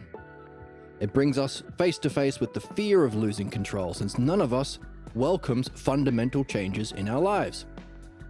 From what I have heard, he is going to continue this theme for a while because some of us want him to discuss how we can manage the crisis. So that's the nature of the human problem. It's not that we don't know the truth, we wrote it on the board. Oh! The human problem, the crisis of all of the injustice that we are suffering from, individually and collectively, is a fear of challenging our beliefs and sense of control. That's the issue. We feel we need our fucking stupid beliefs. That's the issue. We're loyal to that which causes our harm. And there might be a evolutionary purpose for cavemen before language to be fiercely loyal to cave leader and belief tribe way of being, but we see the devastation and the horrors that it causes now. Harry says, hang on a second, he's warning us against the disease that he spreads, the disease of understanding. Was he going to call us nuts? Or is he going to invent another phony term like homophobia?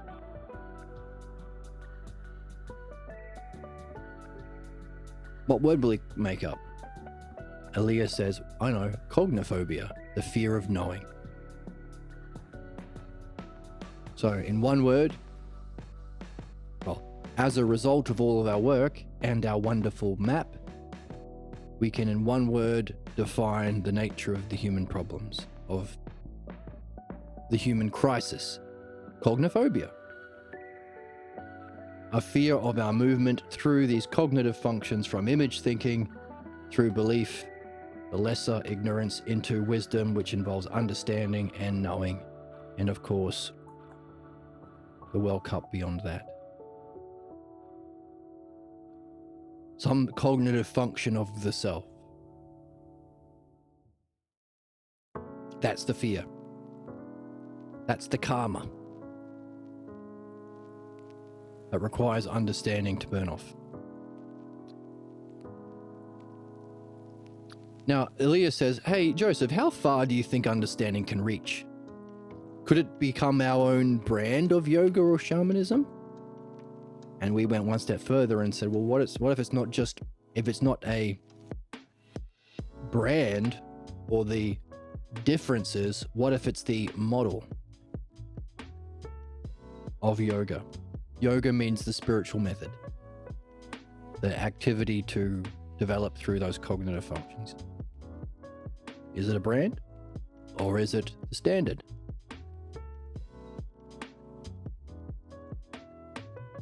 Joseph says, I wondered about that. I don't know. But as I said, I have to go.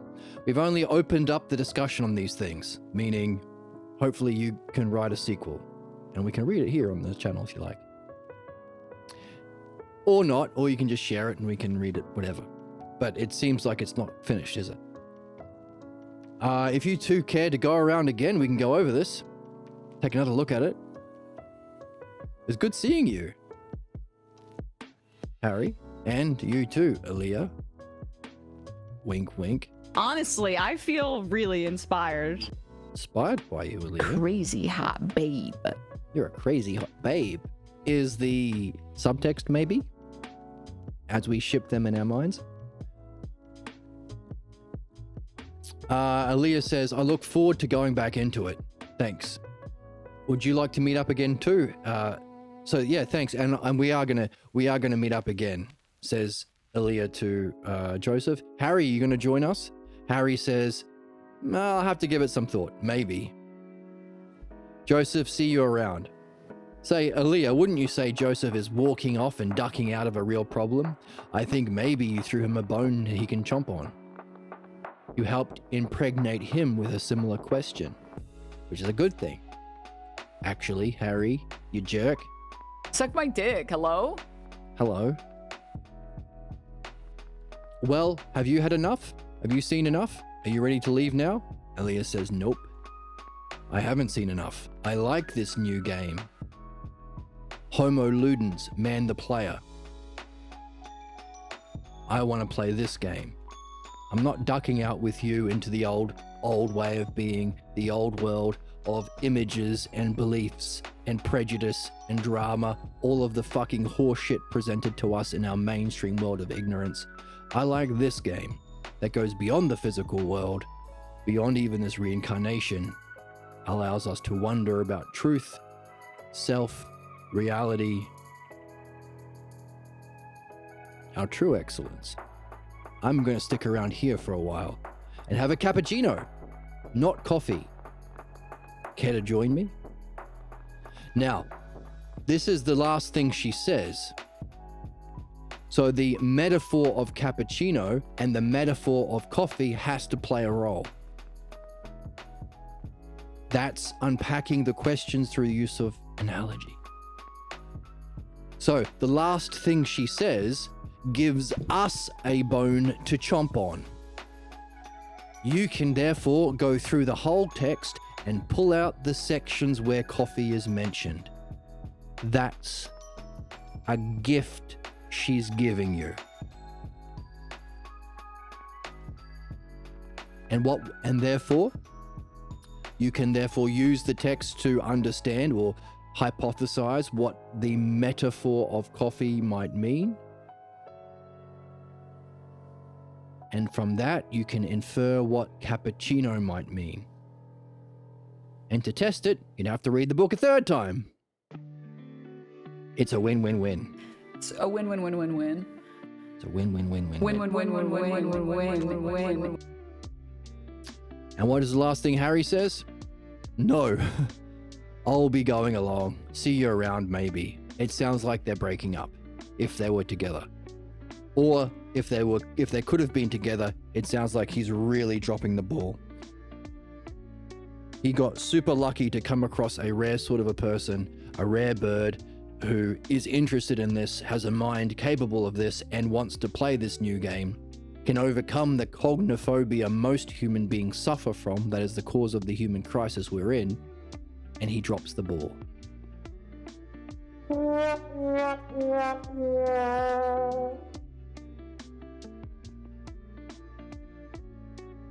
As is the fate he is suffering from. So we could, in your sequel, maybe have him come back, and he may realize that him losing Aaliyah might be very similar to the way, what's the conclusion analogy that we end up in? If he's still in belief? The way his dad lost his mum.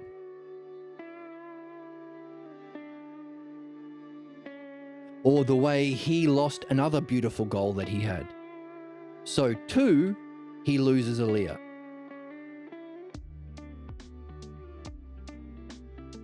You're writing the sequel, so you can maybe have that. That's how he ends. Whereas the potential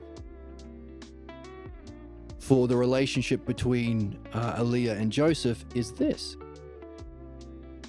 So in the meantime, before your sequel, they could learn to practice midwifery and dream analysis and reading the way that we're learning here. And maybe the two of them can function as a team and midwife Harry, or maybe Harry's still stuck, but there's somebody else there demonstrating as they learn from this text and Sophronicus in the book, from Sophronicus, which I guess would be Pierre or Socrates, so too could they midwife someone in the sequel, demonstrating the success of reaching their goal because they are functioning through the true anagogic analogy. Not the redundant analogy of our problems, the anagogic or upward moving. And they're a team. For you to write that sequel, which would be awesome and kick ass, and would be a kind of work that human beings could reflect on for thousands of years. Hey, Christopher Nolan just released his Odyssey movie. Garbage. I haven't seen it, but I expect it's garbage because the Odyssey is supposed to be about this. But unless you're reading a Balboa translation, and from what I'm aware, he's only like a quarter of the way through. Unless you have the right terms, you won't see the correct logos, the correct metaphors, the correct structure and terms. It's about this. Meaning, if you do write the sequel, it could be an object of reflection for humanity that could last thousands of years, potentially. Well, provided enough people pay attention and we overcome the impending crisis we are in due to the cognophobia of beliefs, fear, and war against mind.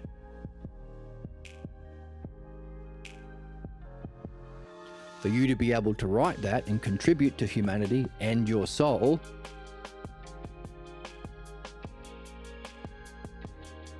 you would have to have gone through the process so you know what to write about.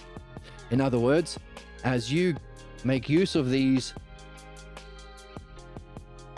groups of 4 in the group stage, and you continue your reading and dream analysis to give birth to general and specific questions about self and reality, or your false beliefs about self and reality, in order to perfect the logos and purify your pathologos, gaining a mastery of analogy and dialectic, you will be able to use that mastery of analogy and dialectic you've done in your reading and dream analysis to write your own book. That functioning might be the higher kind of functioning of self, very similar to who else writes books like that? Your dream maker. What's our final axiom? Our ultimate goal is realizable via reflection on the inherent intelligibility of your dream maker. Here you are creating a work that reflects the logos and the solving of your pathologos, just like dreams. That would be a way of winning the World Cup. Is it all relative to Electric Boogaloo, Return to the Coffee Shop, Harry's Revenge? You can only write that if you go through it yourself. And it's a win-win because you go through the stages of development and you get to function naturally in the highest kind of self, yourself, contributing to the wisdom tradition. While itself, you'll have your own specific flavor, specific kind of humor, specific medium. Maybe it's a comic, maybe it's an anime, maybe it's a video game, maybe it's a book.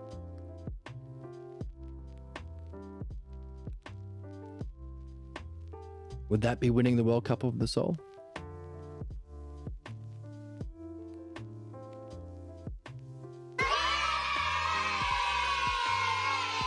What do you say? I'm Benny Dorito. I'm cool. I'm a cool guy. Yeah, well, you would be Benny Dorito, a cool guy, if you did that. Would you like your pudding? This would be the best pudding. Oracle? No, you're not the one that's mentally unwell. You're brave. You are crossing into new boundary. And you need the braveness to cross into this boundary. Oh, this guy's a genius. This guy's absolute genius. Oh my goodness. Oh, no, you are. No, you are. We all are geniuses in this game itself.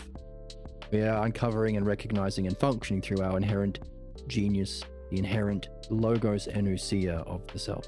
That's the game. That's the book. What a fucking banger, wouldn't you say? Would you put this in terms of books worth reading up there, top 5, top 10? Anything less than top 10, I would look at you sideways and say, fuck you, Harry. To you, even if your name is not Dumb Harry. bitch. That's what I might say. But it's a banger, ain't it a banger?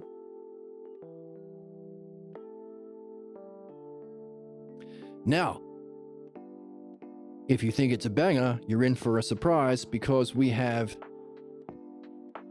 one more section to go. Oh, analogy.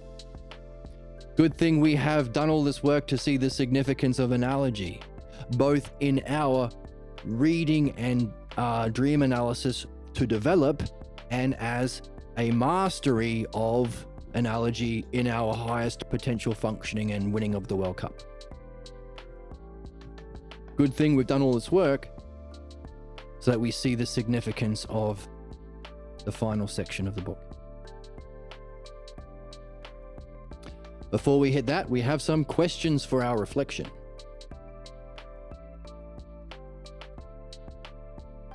So let's read that now.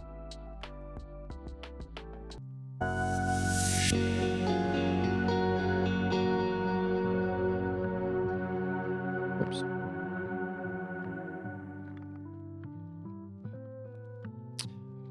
Questions for our reflection. So we don't need these critters. Oh, we'll keep them there because they're fun to have.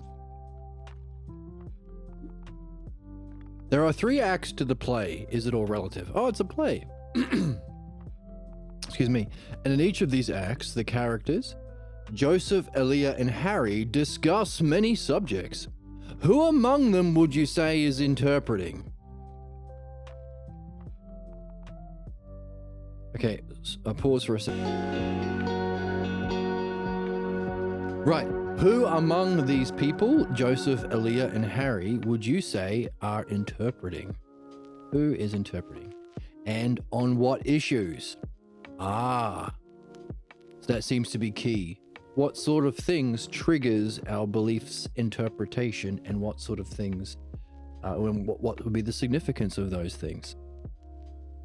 As you consider each of the 3 acts in the book, pardon me, and reflect on what is said in each, you get a sense of how the characters interact. So what is said in each of the 3 acts? Get a sense of how the characters interact with one another, and whether or not they themselves went through any kind of change. Who went through some change? Considering the conclusions they came to, please answer the following. Do you think any of them changed as a result of what they went through? What would you say influenced you most when you made that conclusion? And do you think you could find a line or 2 from the play to support your point of view? Oh, cool. Got a little assignment being handed out here. If there is a change, who changed and who does not? What would it mean if one could go through such a talk without going through any kind of change? What would it mean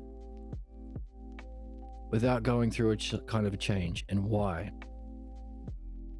I'll look over the VODs, but never dating a Trump supporter. No, God no. God no. This book will help you nail down why exactly you wouldn't want to date a Trump supporter.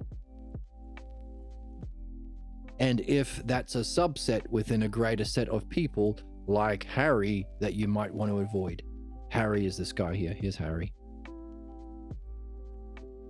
We often say to Harry, You probably want to put your grandma in the basement. well, I don't know, we would put his grandma in the basement, but we often say to Harry, Just like use your brain for a second. yeah, use your brain for a second. I hope he can post more Chinese milking type content / material. No, come on. That's not appropriate. That's not the kind of channel. Chinese milking. What does that even mean? Crazy. That's weird that you think that.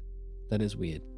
What is it to be philosophically pregnant? Good thing we did that review today on the aspects of what it's like to be pregnant and the significance of the pregnancy within. Oh, Jesus. Okay, let me fix that. Within the greater map. Down here. These 2. Rounds 4 and 5. Let's fix the super scroll zoom thing. There we go. Fixed. What are the signs of being philosophically pregnant? If, remember, we can understand the sameness or the model of the art we're here to master as human beings, the dialectic, but the application of that art to the differences involves this pregnancy. People are at different stages of curiosity, openness, questions, level of insight. And as we tailor our art of dialectic to meet them where they're at, that's philosophical midwifery and requires us to become familiar with the signs of being philosophically pregnant. In the book, who would you say was pregnant? What signs do they exhibit of being philosophically pregnant? What is philosophical midwifery? And it's in italics, so it must be important.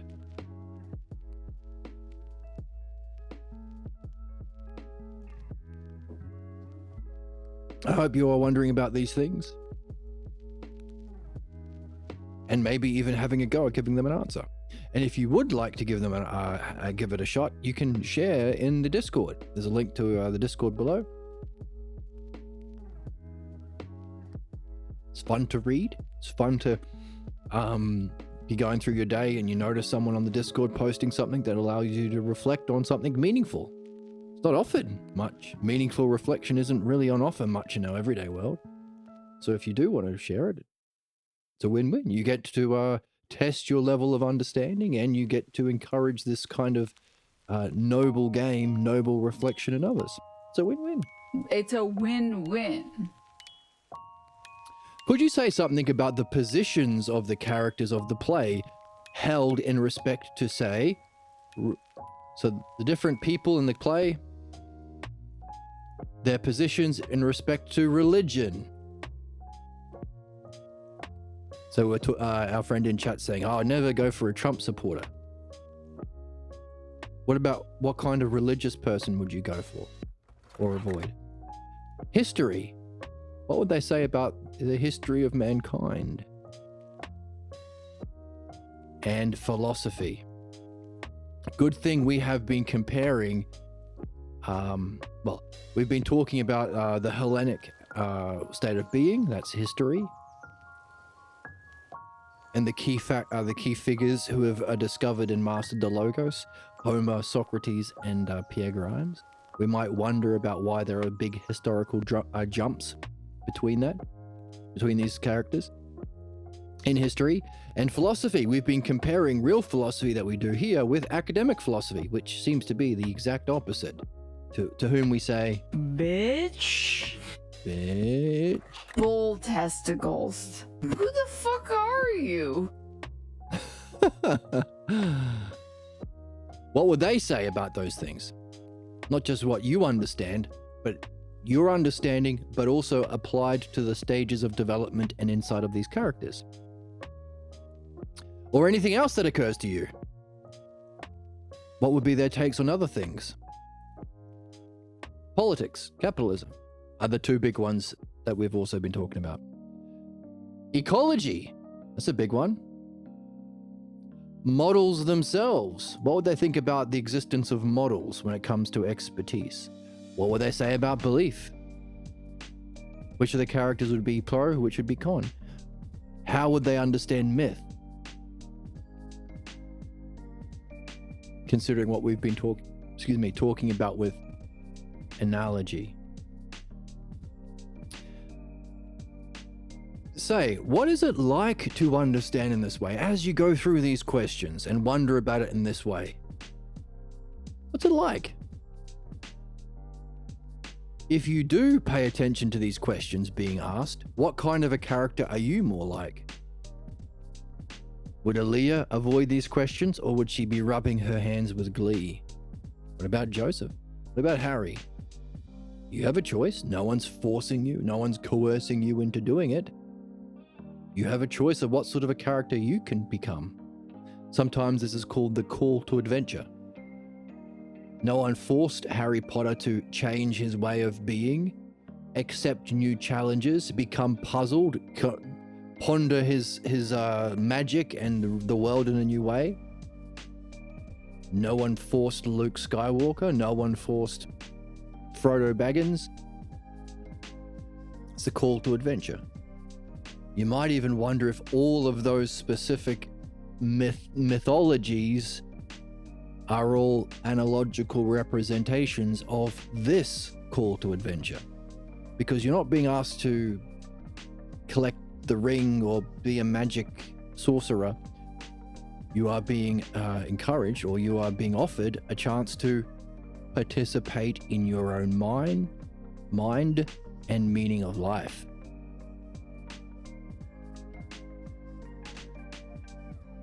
In other words, a jump analogically from the specifics of different heroic myths to the general or the meaning.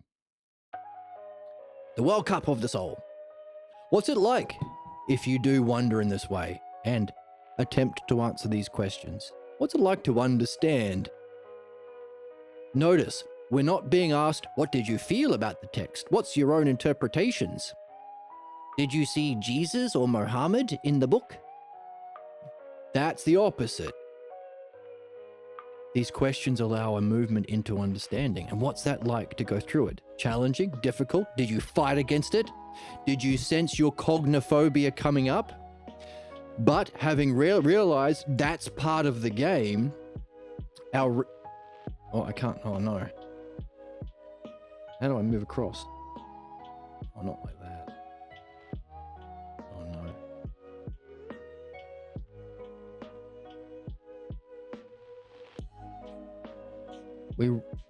As we looked at last time, as we read the books, we are also surfacing our negative blocks that come up that say, don't answer these questions. Don't put time and fun into this activity. What's it like to face them and to take notes of them and to not listen to them anymore because it's listening to a fucking believer? That's the sadist. Why listen to Harry? What's it like to ignore Harry for the first time in your life? Because you're learning to recognize that kind of a voice. What's it like to approach the messages they give you not literally as you're used to doing, but analogically? What's it a message about? And what's it like to have this come up and do it anyway? Are you developing character, courage? Is that the hero's journey? What character are you becoming like? So what's it like to understand in this way? Is it a way of understanding without an object? What's that mean? Is it a way of understanding without an object?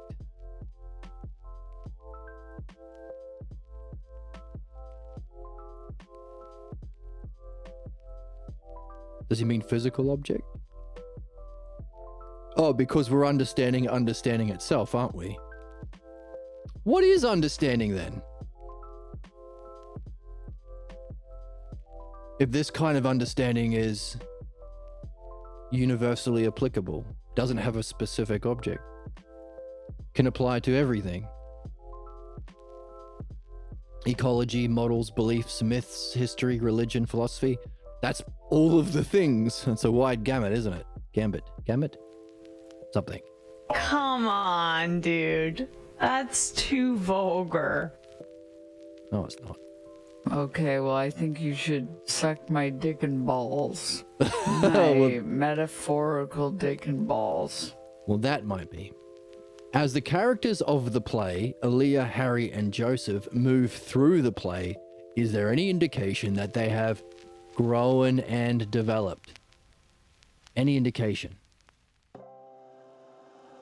Can the characters of the play form a mean analogy?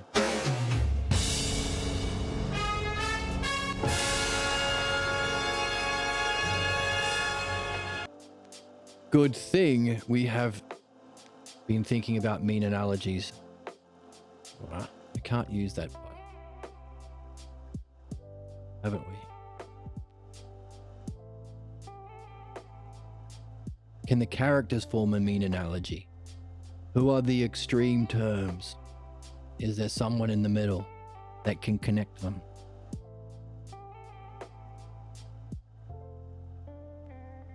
Can the characters of the play form a mean analogy representing their growth and movement through the play?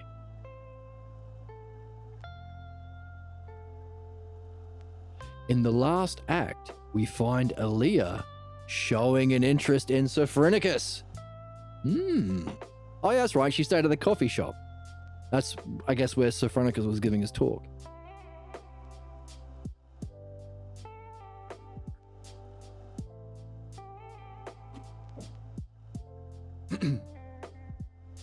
Could that indicate a fourth term in the analogy? Oh,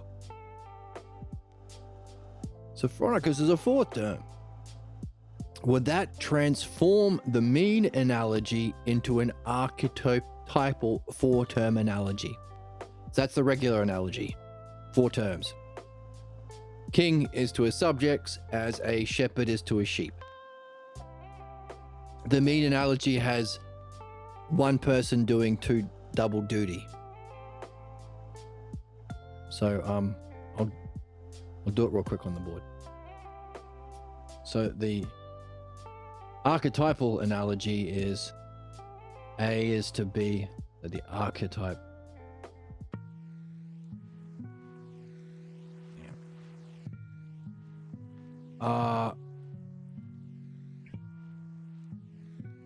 Key. Typal analogy is A is to B, a king is to his subjects, just as a shepherd is to a sheep. So that gives us 4 terms that you can use to wonder about this question. What is it? Okay, so 4th term in an analogy.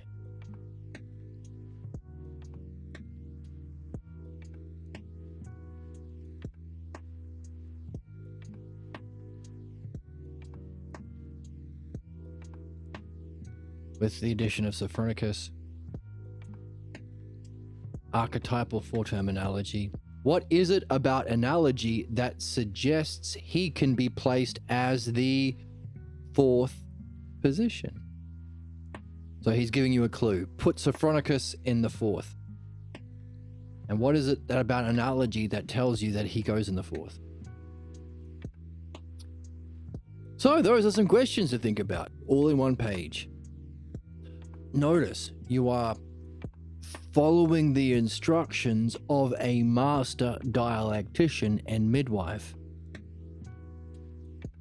Lucky you. Hopefully, if you've gone this far in the series, you know the significance of that and you will really cherish that. But notice that the archetypal midwife is not only giving you specific questions, he's also encouraging you to reflect on the process as a whole. What is understanding? What's it like for you to answer these questions? Which follows what we said about the ultimate axiom. As we go through this, as we go through our reading and dream analysis, at the same time we can wonder about dreams themselves and the dream maker. So 2 levels. The specific questions for the dream, and what does it say about dreams themselves? What's it like to go through dream analysis itself? What does it say about the dream maker? Being demonstrated or modeled by the author here. What does it say about understanding that doesn't have an object? What's it like to go through understanding in this way? What does it say about analogy? Fun? Curious? Notice. How does Harry think learning happens? Imitation. Can you imitate this?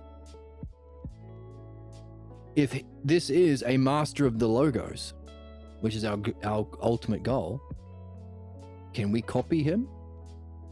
What are we copying? It's not giving us answers, he's giving us questions to ask, to answer. Notice, he's allowing you to see and understand it for yourself. It can't be an object of imitation, bringing us out of belief. So if you've seen the tragedy and horrors that follow cognitive function A that humans can participate in belief, and you are seeing or starting to see the significance of the other one we can do in time, understanding, you can value these questions and appreciate he's giving you a kind of map to go from the one to the other.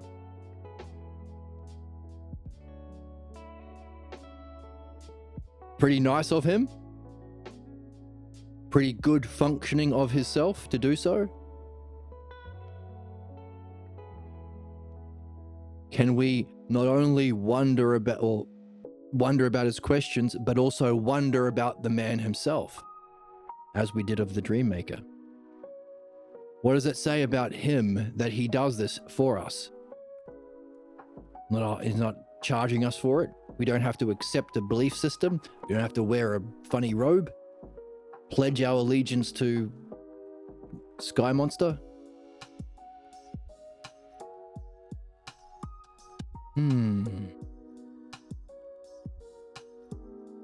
Does it help us? Does it make us wonder about where we're headed, our goal, our functioning of self? What it would be like for us to have the World Cup and function through that mastery? Would you want to, if we were to be like him, would we be ourselves? A mean analogy? As he shares these questions, allowing our Usia reflection through Logos understanding to us, could we then, after we go through it, function in a similar way to others? Is that our ultimate goal and functioning of self? I don't know, just asking questions. And what a list of questions we have. Oh my goodness. So let's call it there for today. Nice review of the World Cup, Wisdom Tradition map. And we tied it up a little bit, so we have the group stages, and then as the team progresses in the World Cup, they have the round of 32 when they play this match, the round of 16 they play this match, the round of 8, what's that, the quarterfinals? No, we've got to start at the round of 64, the round of 32 where you play this match, the round of 16, then you have the quarterfinal,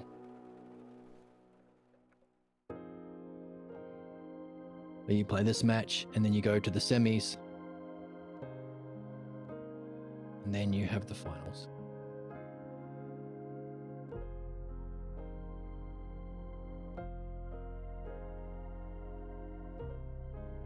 So it's a kind of unfolding and return, but it's a return where we end up with a question and a mastery. So we return with a question or usia and a mastery or logos to where we started. That's anagogic moving, an unfolding and a return, but having ended up higher. Our question is, what's that higher stage?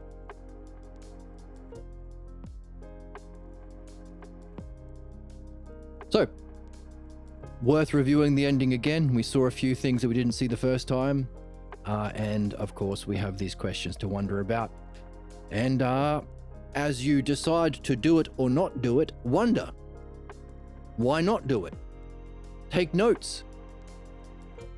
If this is one of the 3 masters of the Logos we have access to, along with Socrates and Homer, and he's only he only passed away a few years ago. He speaks in plain English. You could be at this coffee shop. You don't have to be a master of ancient Greek, like with Homer, helps with Homer and Socrates. Then why not do it? Because it's weird? Are you surfacing your cognophobia? Is that part of the game? If you do it, what's that like?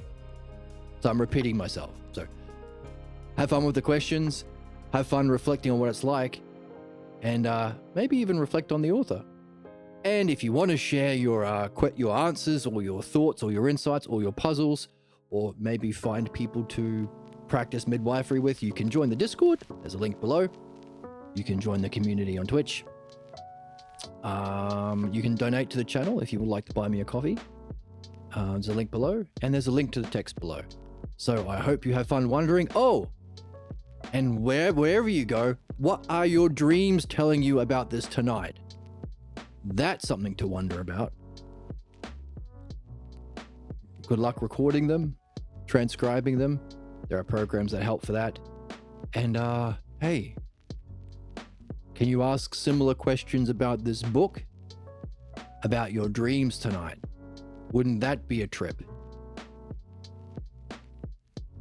Take those questions and ask them about your dreams, maybe. And hey, if you have a Joseph or a Leah in your life that you can do so at the coffee shop, well, you'd be having the most fun. Thanks for joining me, and I hope to see you in the next one where we get into analogy. Hooray. I'll talk to you then.